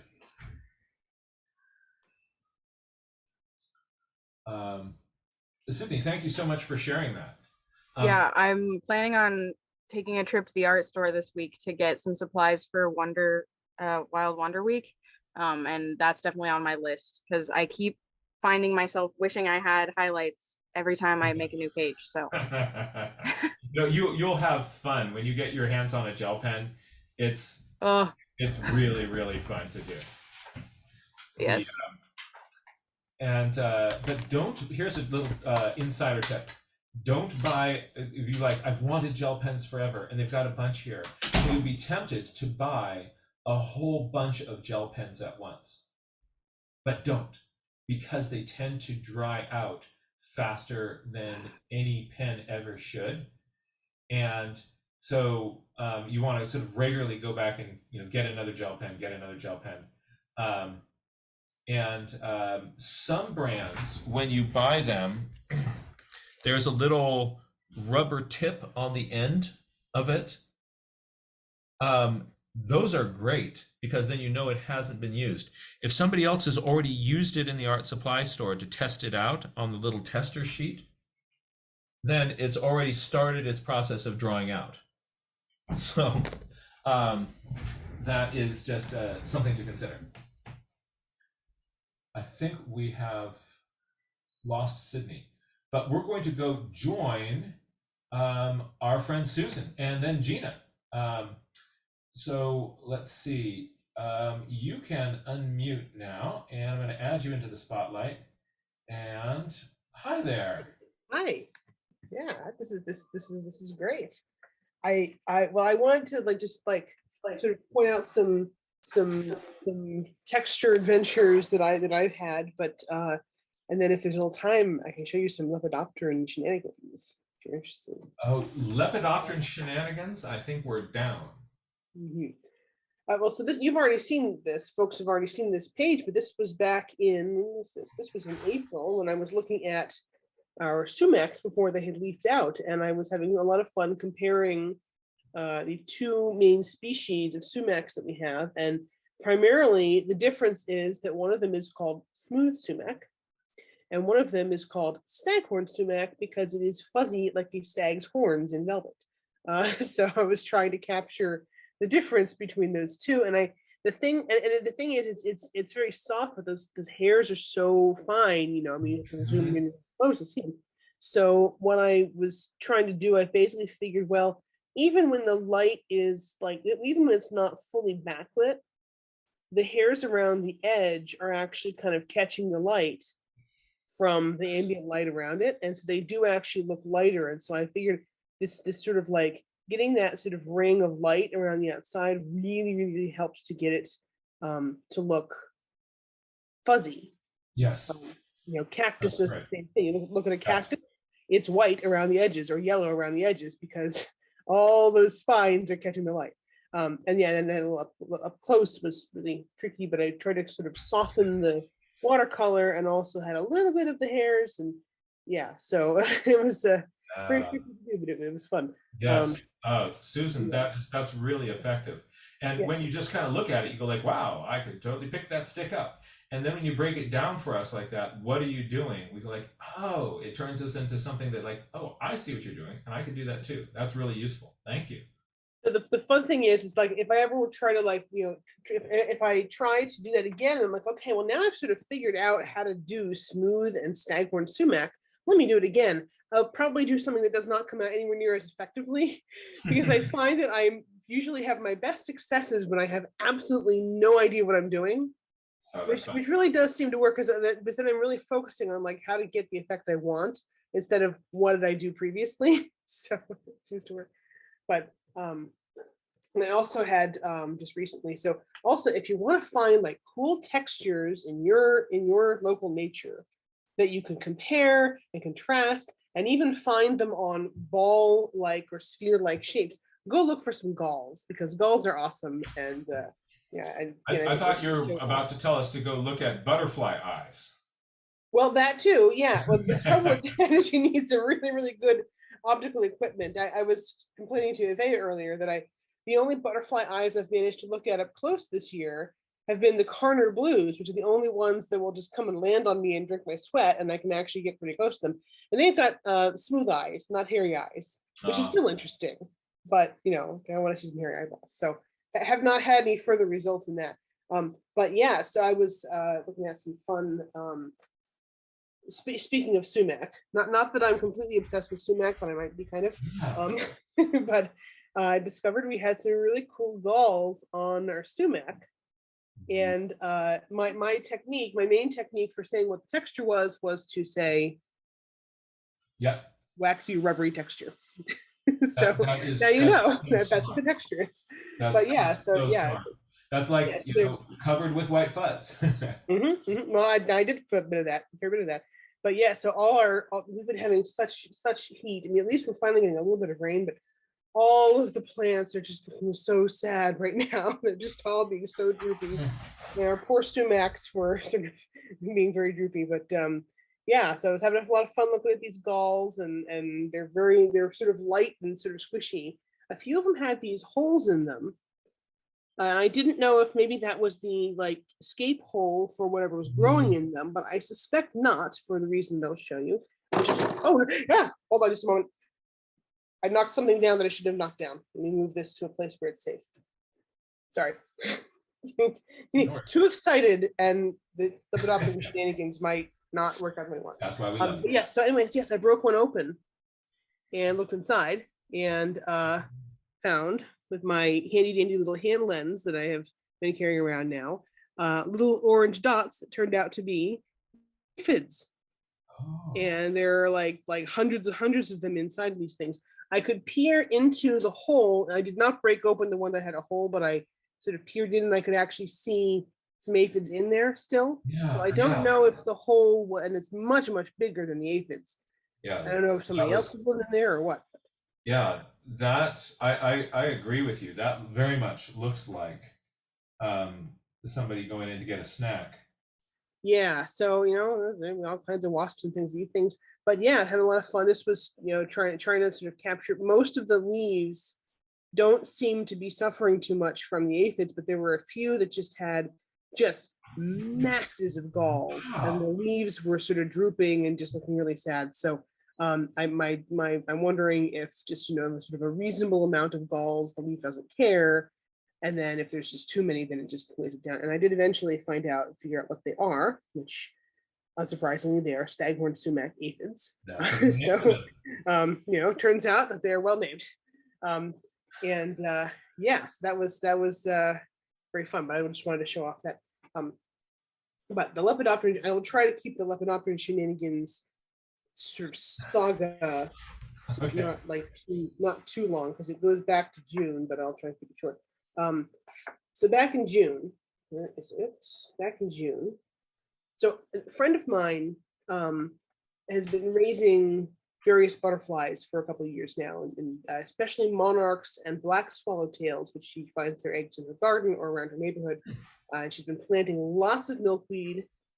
She's sort of doing the Miss Rumphius thing, the like seeding milkweed everywhere she goes to make the world a more beautiful place for monarchs.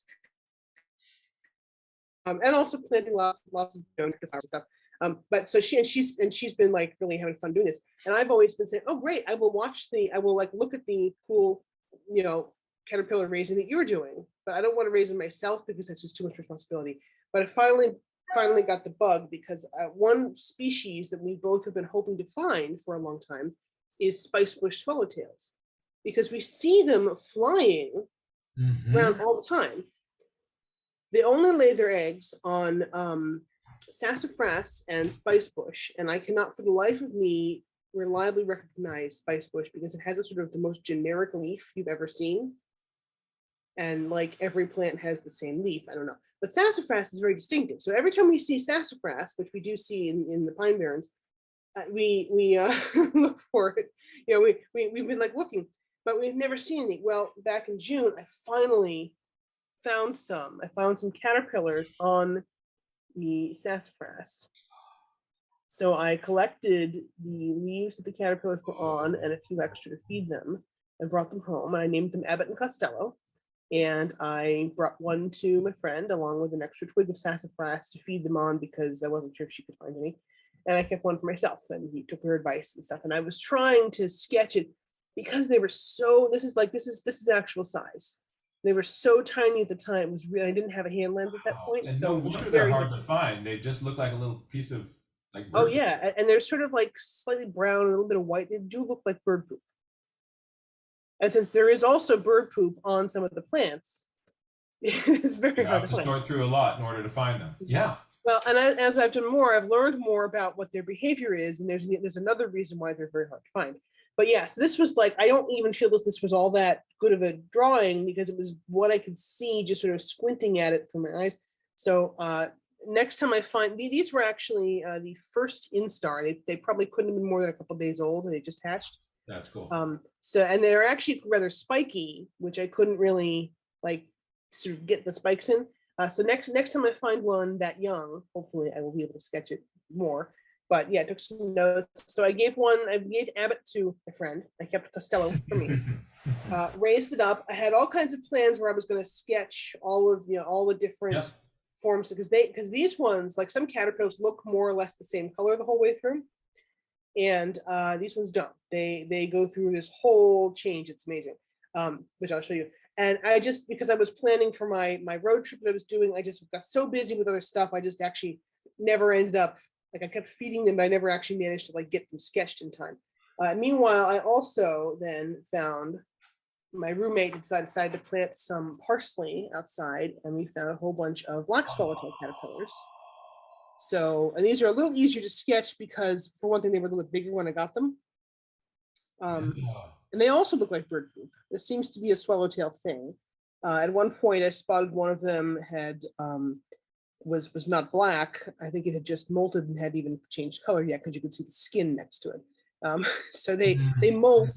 These guys molt 5 times. I don't know if there are other caterpillars that molt a different number of times, but all the ones that I've sort of been in contact with molt 5 times. We ended up finding 11 caterpillars on this parsley.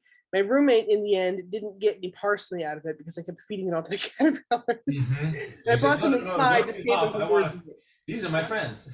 Yeah. I actually had to buy her some more parsley just to feed them. But yeah, so this was fun. And then again, I was, I did not manage to do what I had hoped to do of doing like multiple stages, but hey, next year. But so then I eventually, the two black swallowtail caterpillars, just a couple days before I was ready to leave for my road trip, started to get ready to pupate. Oh, look how much. So that was fun. So I at least got the sort of the sequence of what they do then, which is which I was sort of aware of what they do originally. They like to go on a stick that's vertical or diagonal, and they'll put a little silk down on their rear pro legs, and they'll make this silk girdle that attaches on two ends to the stick and goes around their body. And they can sort of like lean back in that. And that's how they secure themselves for that. So they kept sitting here like this with the middle pro legs stuck to the twig. And then eventually they'd be like, okay, I guess I'm ready now. And they would actually like tilt back so that their weight was caught by the silken girdle. And they sat here for something like 12 hours like that. And then finally they molt that final skin. And then what emerges is a different shape and dries into a chrysalis, which sits for like, in this case, it was about 2 weeks. Yeah. But yeah, here, that was, with the metadata, it really makes sense to be, you're recording this hour by hour instead of day by day. These are. Yeah. So I sort of feel bad because I wasn't very consistent about this the whole way through the spoilers. The way through the process, but at least when I did do it, I did. And the other one so I kept 2 of the 11 that we had to give the rest to a friend. The other one was at like 12 hours behind the whole way. Yeah. But they both then emerged. So then I went on my 3-week road trip, and I knew that these guys were probably going to emerge in less than 3 weeks. So I brought them all brought the spice bush swallowtail caterpillar, which had just reached its 5th and final instar, where it turns yellow. And the 2 chrysalises of the black swallowtails, brought them to my friend to babysit. By the way, the black swallowtails were Laurel and Hardy. So I didn't label which one was which, but they're Laurel and Hardy. Yeah. So brought them to my friend to babysit, and she was able to release the nice and healthy black swallowtail butterflies when they emerged in about 2 weeks. And the spice bush swallowtails waited until the very day that I got home from my trip 3 weeks later. But I wasn't yet able to get over to her house to collect them, so she released them. Unfortunately, the spice bush swallowtail that she raised, which was Abbott, had a little accident, and after it emerged, their wings are very crumpled, and they need to expand their wings and come out. And it fell to the bottom of the container that it was in, and wasn't able to get back up and couldn't expand its wings properly. So, and then they dried in that position, and they weren't able to fly. So, sorry, Abbott. She's like hoping that she didn't make some kind of husbandry error, but she's usually very, has done this a lot. So I think it was just, unfortunately happens. However, the other one, which again, I was not present for this, but my friend was present the very same day the other one closed. And oh. It is Wasp Stello. Oh my goodness. I screamed a little when she sent me pictures. It was pretty exciting. Yeah, so isn't that gorgeous? Oh, that's stunning. What fun. Yeah. So she actually sent me pictures, and she says, and do you want me to like to put it in the freezer to euthanize it and save it for you? And I said, no, it's perfectly healthy. Send it out, let it parasitize more caterpillars. Yeah. But yeah, so we figured out with some help from Bug Guide, it is a Trogus species, which is in the Ichneumonidae family of parasitic wasps. One of 2 species that it could be based on the location and everything. And they are specialist parasites on swallowtail caterpillars of species, including spice bush. And so what presumably has happened is that the parent, the mother of this wasp, found the caterpillar when it was very, very, very tiny back in June, laid an egg, laid an egg in the caterpillar, which then proceeded to develop as a larva inside the caterpillar while the caterpillar was developing. The caterpillar I don't have any prior experience with spicebush swallowtails, but it seems to have been fairly normal development. But the wasp was inside it the whole time. And then when it formed its chrysalis, the wasp also pupated, or maybe ate everything, whatever, and then eventually merged as a full-grown wasp. Whatever was remaining inside the chrysalis was pretty much nothing, because I have the actual chrysalis that it emerged from, and it's it's the same sort of papery thing that the rest of it, the rest of them are. So, there's not like caterpillar remains in there, so I don't quite know what all goes on with that. But yeah, so it was then released to go on and parasitize more caterpillars. So yeah, I don't know if it's male or female, because as far as I can tell, even though some ichneumon wasps do have very long ovipositors, these ones don't. Yeah. So, this could be male or female, I have no idea. But yeah, and it was gorgeous. So I did these from some photos and videos that my friend sent me of it before she released it. And talking about glossy colors. That is wonderful. That is absolutely very exciting. Yes. Yeah. So meanwhile, I had a similar experience where I raised myself a little sphinx moth, and it pupated into this cool little chrysalis, waiting, and then I got 2 tachinid flies out of it. Ooh, they're really like sort of really hairy, sort of bristly ones. Talk about good texture on those guys, yeah.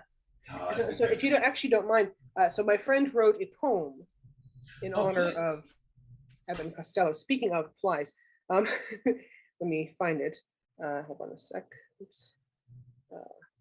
Just search.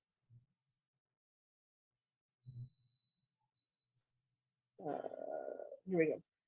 So my friend wrote this poem, a meditation on the dramatic simultaneous enclosure of 2 spicebush swallowtails named Abbott and Costello. Poor Abbott's been put in the freezer, where all deformed butterflies go. The surroundings aren't likely to please her, or maybe it's him, I don't know. Is it worse than the fate of Costello? Well, for some reason, no one knows why, despite looking healthy and yellow, got parasitized by a fly. For the sake of the new larval legions that malevolent fate often traps, maybe don't name them after comedians who are known for disastrous mishaps. And she did acknowledge it's almost certainly a wasp, but since we haven't ID'd it and fly rhymes better. But fly rhymes better. No, you've got, as artists, sometimes we can take that kind of license. Yeah. Susan, so we have subsequently been naming our caterpillars after singers instead, on the grounds that hopefully that'll be a little better. And if you could just or name them after look for characters in tragedies. You can have Othello the butterfly, Desdemona the butterfly. I mean, if you want something really bad to happen to it, yeah, but yeah, maybe that there was. So we but then it reverse jinxes it. That's very clever. I see that reverse. Yes. On the parasitoids. Yes. There could be a whole Shakespeare play about this. So I've actually since been discovering more spicebush swallowtails. No more black swallowtails, unfortunately. We seem to be having a hard time finding them this year, apart from that one huge amount. So I have since been raising a few others, and they have a few at different stages. And again, I've sort of not quite caught all the stages here, but we found a couple that we named Simon and Garfunkel. And these ones are in their second instar when we found them. So they have a few spikes, but they aren't quite as spiky as the first instar. And they're a little bigger. And I actually did some like measuring this time and did them at 3x scale. Missed the second instar due to my being on, or sorry, the third instar being that I was on a different trip. But this is the fourth instar, which it had turned into when I got back, and a few different things. And you can see they turned very snaky. And out of this little black spot here, they put out their little osmeterium, which is their little sort of forked snake tongue thing. That in the species is sort of orange. The thing is that I saw it do it like once, but they're pretty chill. And if I sort of like gently touch them, they'll sort of twitch and they'll kind of go back into their defensive hunch, but they won't put out the osmeterium. So, maybe they're just very chill and don't care. But yeah, so then this is the fourth, and then the final instar, which I missed for this particular individual, but I will fill it in when the next one gets to that point, is yellow and very dramatic looking. And then it will turn into a chrysalis. But here's the other reason why they're hard to find, is because they are leaf rollers. And so typically, like apart from those first two that I found that were just out in the open on their on their leaf, typically every time we've found them, they've been in a little folded up bit of leaf on the sassafras. And so what my friend and I've been doing, I feel a little bad. And we go and search the sassafras and we just peel open every folded leaf we can find. There are several other species that do sort of various types of folding and rolling of leaves, which I intend to document and just haven't gotten to yet, but I want to. But yeah, so these guys, if you peel it open, here is the little guy. I thought that this sort of chewing the sides thing was more universal, but the ones that I've found since then have not chewed the sides. So maybe that's not normal and not a typical thing. But what they seem to do, and I've watched them doing it, is they lay a whole bunch of silk across perpendicular to the leaf in the place they want to roll it. And as the silk dries, it shrinks a little and that rolls up the leaf. Oh, wow.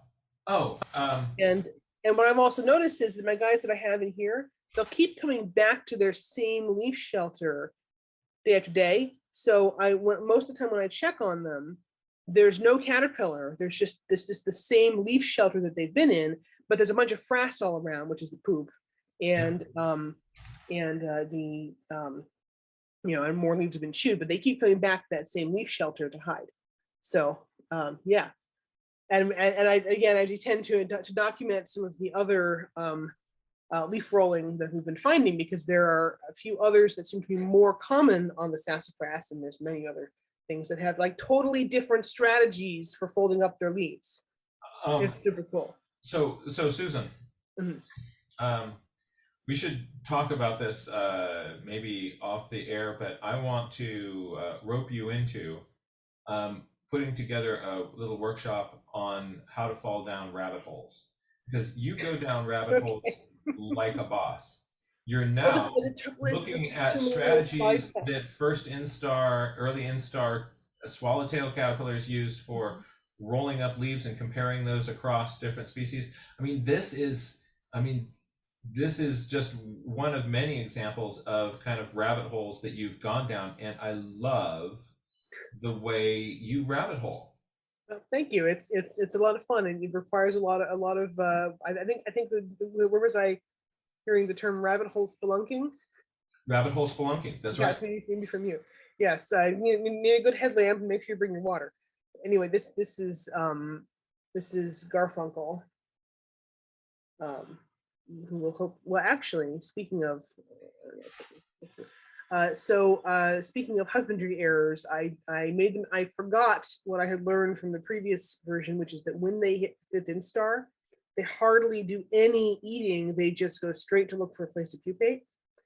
And I didn't get it from one of these containers into a taller container with a twig for it to pupate on in time. And it's got into position sideways on the paper towel that was in the Tupperware container. So I panicked a bit, and I sort of had to very carefully reattach that paper towel to something that was vertical that it could sort of hang off of. And that was when it was still in the caterpillar form, and then it did successfully make its chrysalis, but it is more precarious than I would prefer. So fingers crossed, hopefully it is okay. But I do have just to show you. Also, I've got something to send you. At some point, would you please email me your address? Sure. This is. Look at that. I don't think I've named. Let's call this one Weird Al. Very good. Weird because it is weird because it has actually rolled its leaf in a weird way, because it's gone slightly perpendicular to the or not quite parallel to the midbase. So yeah, and then I'll just show you. But yes, yeah, I would love to do a. And I'm just so proud of my babies. I want to show them off. But then I will. Then we should of course let Tina go. This one has left its leaf shelter, has eaten its leaf shelter, in fact. I'm gonna dump frass all over my desk if I'm not careful, but this is Oh, Beyonce. look at that. That's the snake. So yeah, very stinky. And it's been sitting here in this one spot for so long, I suspect that it's getting ready to molt and become the 5th instar, and then I need to lightning fast get my sketch on, get that sketch of it before it goes and pupates. So yeah, it's gonna That is really fun. but anyhow, yeah, so that's what's been going on. You caught the bug. Yes.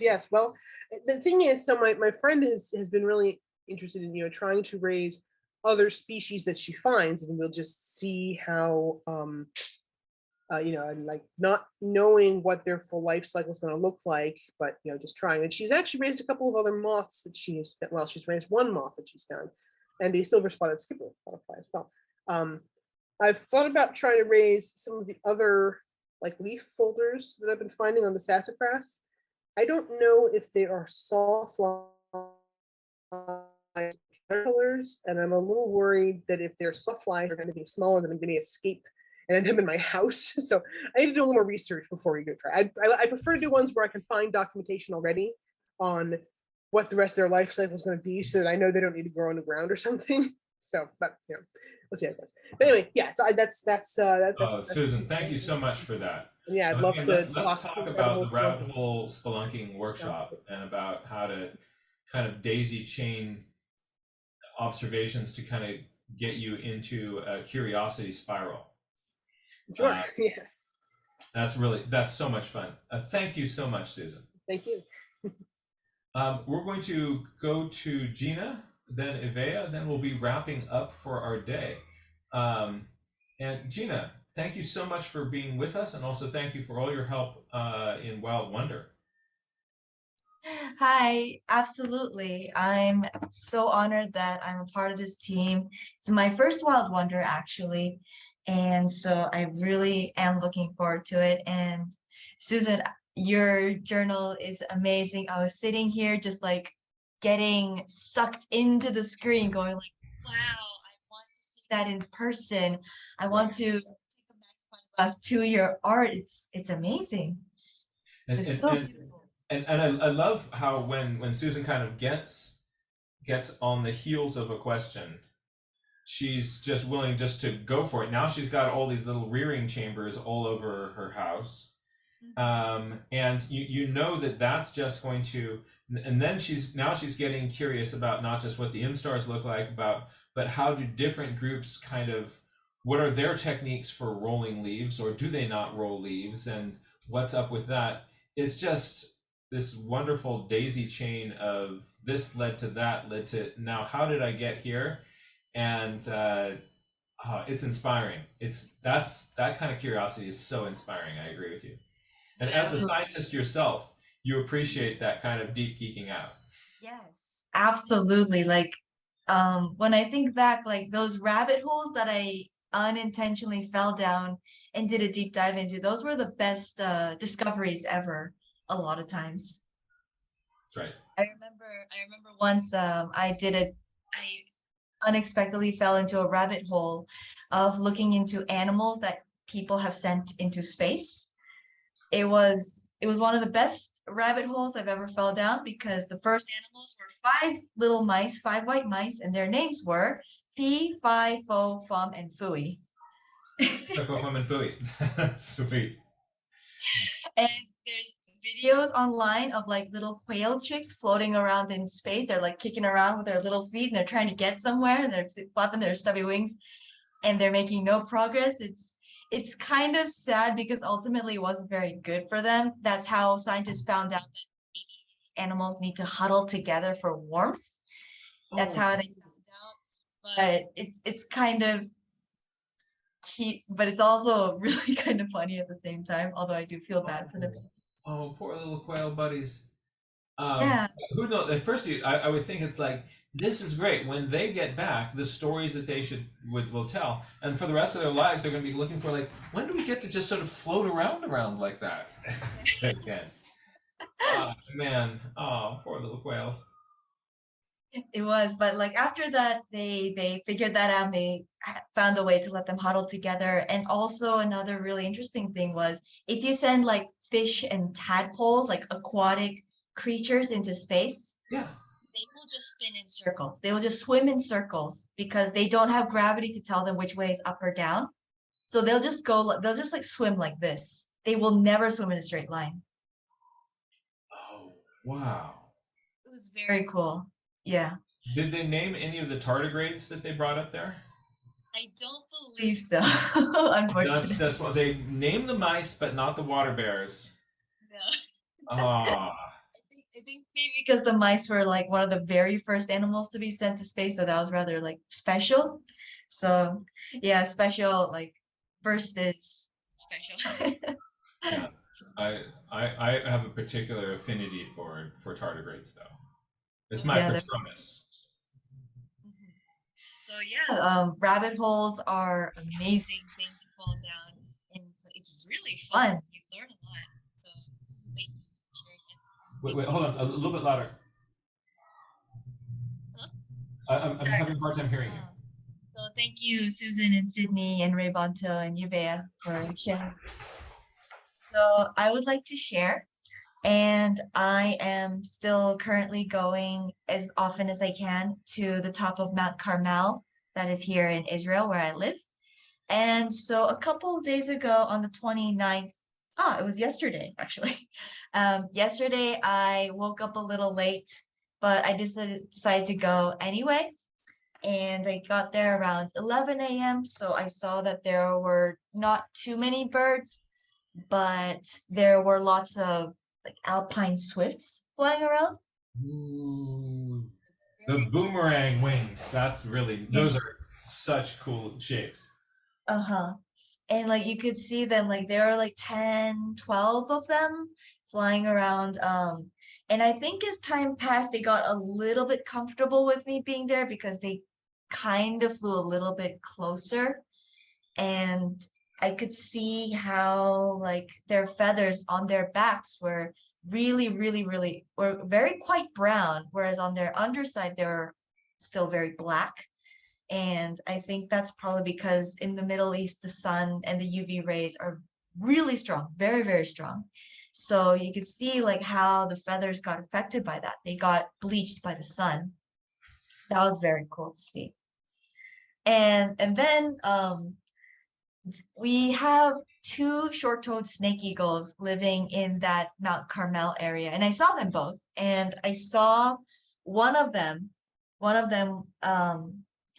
so where I'm standing, there's a mountain here and a mountain here. And I saw one of the short-toed snake eagles take off from this side and fly like underneath me. It was so cool to see all the way to the other mountain. Ooh. And as it got closer to the other mountain, I saw it like extend its talons down. So I was thinking, oh, is it going to hunt? What is it going to do? And then and then it just went and just knocked its friend off of the top of a tree. Oh, I don't know why it did that. It flew across the entire valley just to come and kick yeah. its friend off of the tree. Oh yeah, that tree looks good over there. It Yeah. does. The only tree And that you're sitting on, yeah, I just decided I wanted to, it's like the snake eagle bully. exactly. That's so wrong. And yeah, and it was so funny though because like after that, the bird, the second one who got kicked off from the tree just went to the tree right next to it. And then after sitting there for a while, they started flying around together, very low, very slow, very close together. So it was very close that they knew each other. They weren't fighting over territory. They weren't fighting over anything. They were actually like how two friends will walk down the Huh. street. They were flying very close to each other. Was one of them dangling its legs when they were doing that? They were flying far below me, so I could only clearly see their backs. So I wasn't able to see that, but whenever they slightly flew to the side, no, I don't think they were dangling their legs. but they would fly a little bit, stop, fly a little bit, stop, and they would just like meander all around the valley. They didn't really seem to be going anywhere. Do you think Um, they're a mated pair? That's also maybe what I think, but I haven't been able to confirm if they're adults because the aging of short-toed eagles, you have to see their bellies and their underwings to see their markings, but I didn't see it. I wasn't able to see any of that. I was only able to confirm their species. So next time, but they are residents here, so they are in the area. Next time, if I'm lucky, they fly higher than me. I can check if they're both adults. Yeah, well, spoken like a true scientist there, that when you are out of your evidence zone, you gladly say you don't know. So mad points to you for that. Thank you. Oh, And so it was a rather hot day though, so I wrapped it up pretty quickly because all the birds were also just going back to sleep and really being really lazy. yeah. And and one challenge that I set for myself, besides the 100 bird heads challenge that I talked about with you, is I'm very, very clueless when it comes to shore birds and birds that live around the sea. Mm-hmm. So I have a friend who's a very good expert in that area. So I asked him, "Hey, in a couple weeks, take me out for a bird quiz. I Oh, will I will go and I will try to correctly identify as many birds, as many shorebirds as I can. And you need to tell me if I'm right or wrong, right or wrong." oh, So there yeah, you're that throwing down the is gauntlet for yourself. uh-huh. That's And great. I asked him to do it a month later, but then he's like, "Hey Gina, do you want to go next week?" So I was like, okay. And so today I've been really like giving myself a crash course on the birds that I could commonly see here. So it's a good way to get my pencil miles down as well. So I've got golden That's, plovers and is that a this course? paper. This paper is crocky paper. So it's very rough, great for pencil and graphite and charcoal. But when it comes to putting down like color pencils, it's really not taking it. So I'm just using pencil on this one. Yeah. So like I got golden plovers, greater sand plovers, and I'm like comparing like this is a greater sand plover, but the lesser sand plover also looks very similar. So I'm just writing down like tiny differences. Maybe that can help me in the field. And This is such I'm a just good idea. Oh, you're going to be ready for this. hopefully there are so many species that I haven't reached yet. And another challenging thing is that the birds, we share a lot of birds with Europe, but they migrate to us. So when they're in Israel, it means they're not there in Europe. And because of that, we have like plumage differences. Mm-hmm. So a lot of the photos that I see online are photos from like France, Spain, Italy, and they have like these gorgeous breeding plumages. But when we reach Israel, they have none of that. Yeah. Yep. Yeah, that's also I can't. So that's also another reason why I can't rely on color alone. So I need to really look at like the posture, the shape, the proportions, the size as well. Like also things that aren't really easy to change, such as like the beak and the leg colors. Mhm. Those are the things that I'm looking for.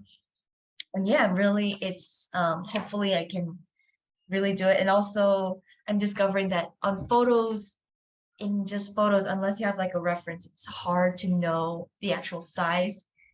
Yeah. And discovered that there are two species that look really similar to each other on photo, but if you see them in real life, one of them's twice the size of the other.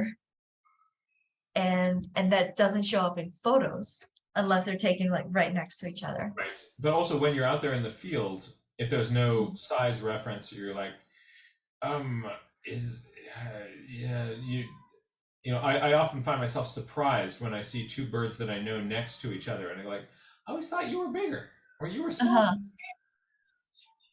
Yeah. Exactly. Size is such a weird thing to try to determine.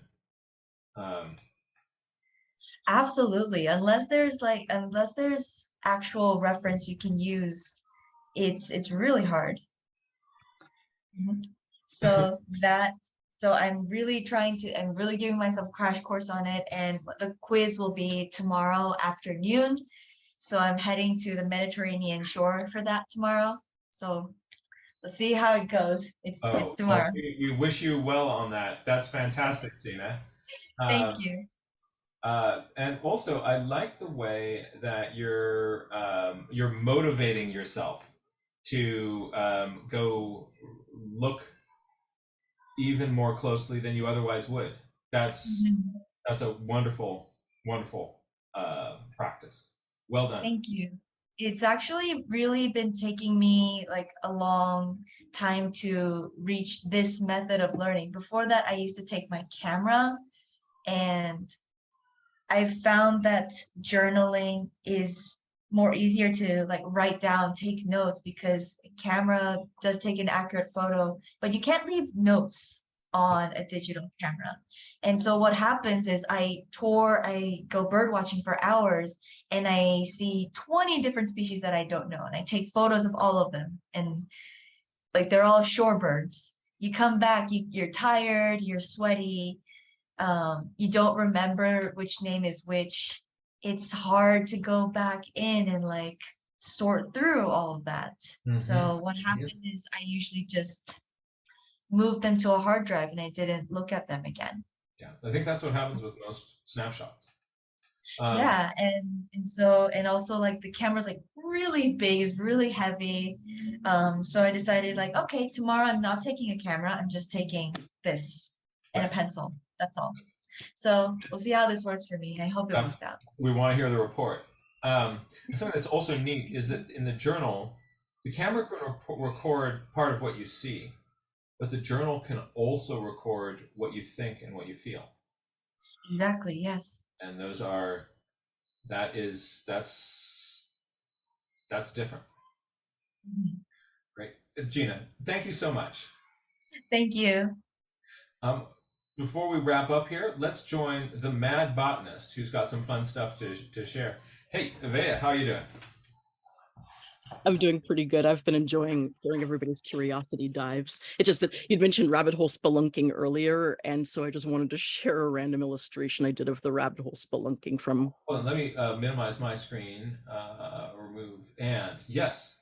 rabbit hole spelunking. There's Oh, the visual. oh, that's cool. Although we were just talking, if you're going down the bird rabbit hole, that seems sort of counterintuitive. So we're going to Yeah. call it curiosity thermals now. Curiosity thermals. Okay, I like this. Because you rise up and up and up and up and up into infinity and beyond. Yay. This is very good. Very good. Oh, Yeah, and like I said, there's your journal recording what you think and feel, not just what you see. or I like what Susan just said about calling it the burrowing owl hole of curiosity. So that works even better, I think. Also, one more thing about texture, because I'd forgotten. Another fun way of doing texture is if you like to play with both pencils, colored pencils, and watercolors, then you put down a pencil texture first, and then you put your watercolors on top of that. So just a suggestion here. This is Conejo, my cactus. And so that can sometimes help your textures pop. I've forgotten to share that earlier. I love that it's conejo with those ears. Yep, that's why. Conejo meaning bunny in Spanish. So this is bunny cactus here. And then also, I wanted to quickly say thank you. I've been playing with iridescence again, and so that's been really, really fun. Ooh, strong work. It's been very fun. Oh, that's really fun. That's really, really fun. And then with the textures here, that like what you'd said about having to make sure that your hummingbirds don't turn into pine cones. So sometimes the way that you do that is by being very subtle with your strokes. And a thing that you said about with texture is, in this one, it's not a really good demonstration, but putting texture on only a little part of it, so that way it suggests it on the rest, would have been a good way to do it if I had remembered how to do it. I was trying to see if I had any examples of that, but I don't. Next time I'll have to share some of my own bird rabbit holing that I've been doing. Oh, we'd love to see that. Burrowing owls next time. But yeah, just wanted to say that it's really, yeah, anytime I hear about people's rabbit holes, it makes me want to be like, let's all spelunk together. It's something we need to do more of. Yeah, we all now want to go running out on the shorebird field trip with Gina, and then later in the afternoon, go join Susan and start unrolling leaves in the backyard. So, and that's, the more we are curious about this world that we're in, just the more beautiful and wonderful it becomes. The curiosity that we can, you can train yourself to be like, I wish I was as curious as that. But it's something that it's one of those sort of fake it till you make it. So go kind of get out there with your journal and play, and be open to the thing behind the thing. So let this thing fall, catch your curiosity, and follow that, and you don't know where it goes. And sometimes you don't have to answer the first question to find a richer, more interesting question, the question that is behind that question. And it's just fun. So gonna let everybody get some lunch, or if you're joining us from the other side of the planet, some dinner, or maybe you're just getting up with your breakfast this morning. And thank you so much for being with us. Until we meet again, be kind, be curious, give yourself permission to fall down that rabbit hole, and just step up to the edge and free fall. And the wonder of the world is going to catch you. It's going to be okay. We don't have to have answers to all the questions that we come up with. But having those questions pulls us into a deeper connection with the world. It gets us looking and looking and looking. Thank you all for being here. Again, Nevaeh, thank you so much for your help and support. And everybody, we will see you again soon. Take care. Thank you, Jack. Thank you.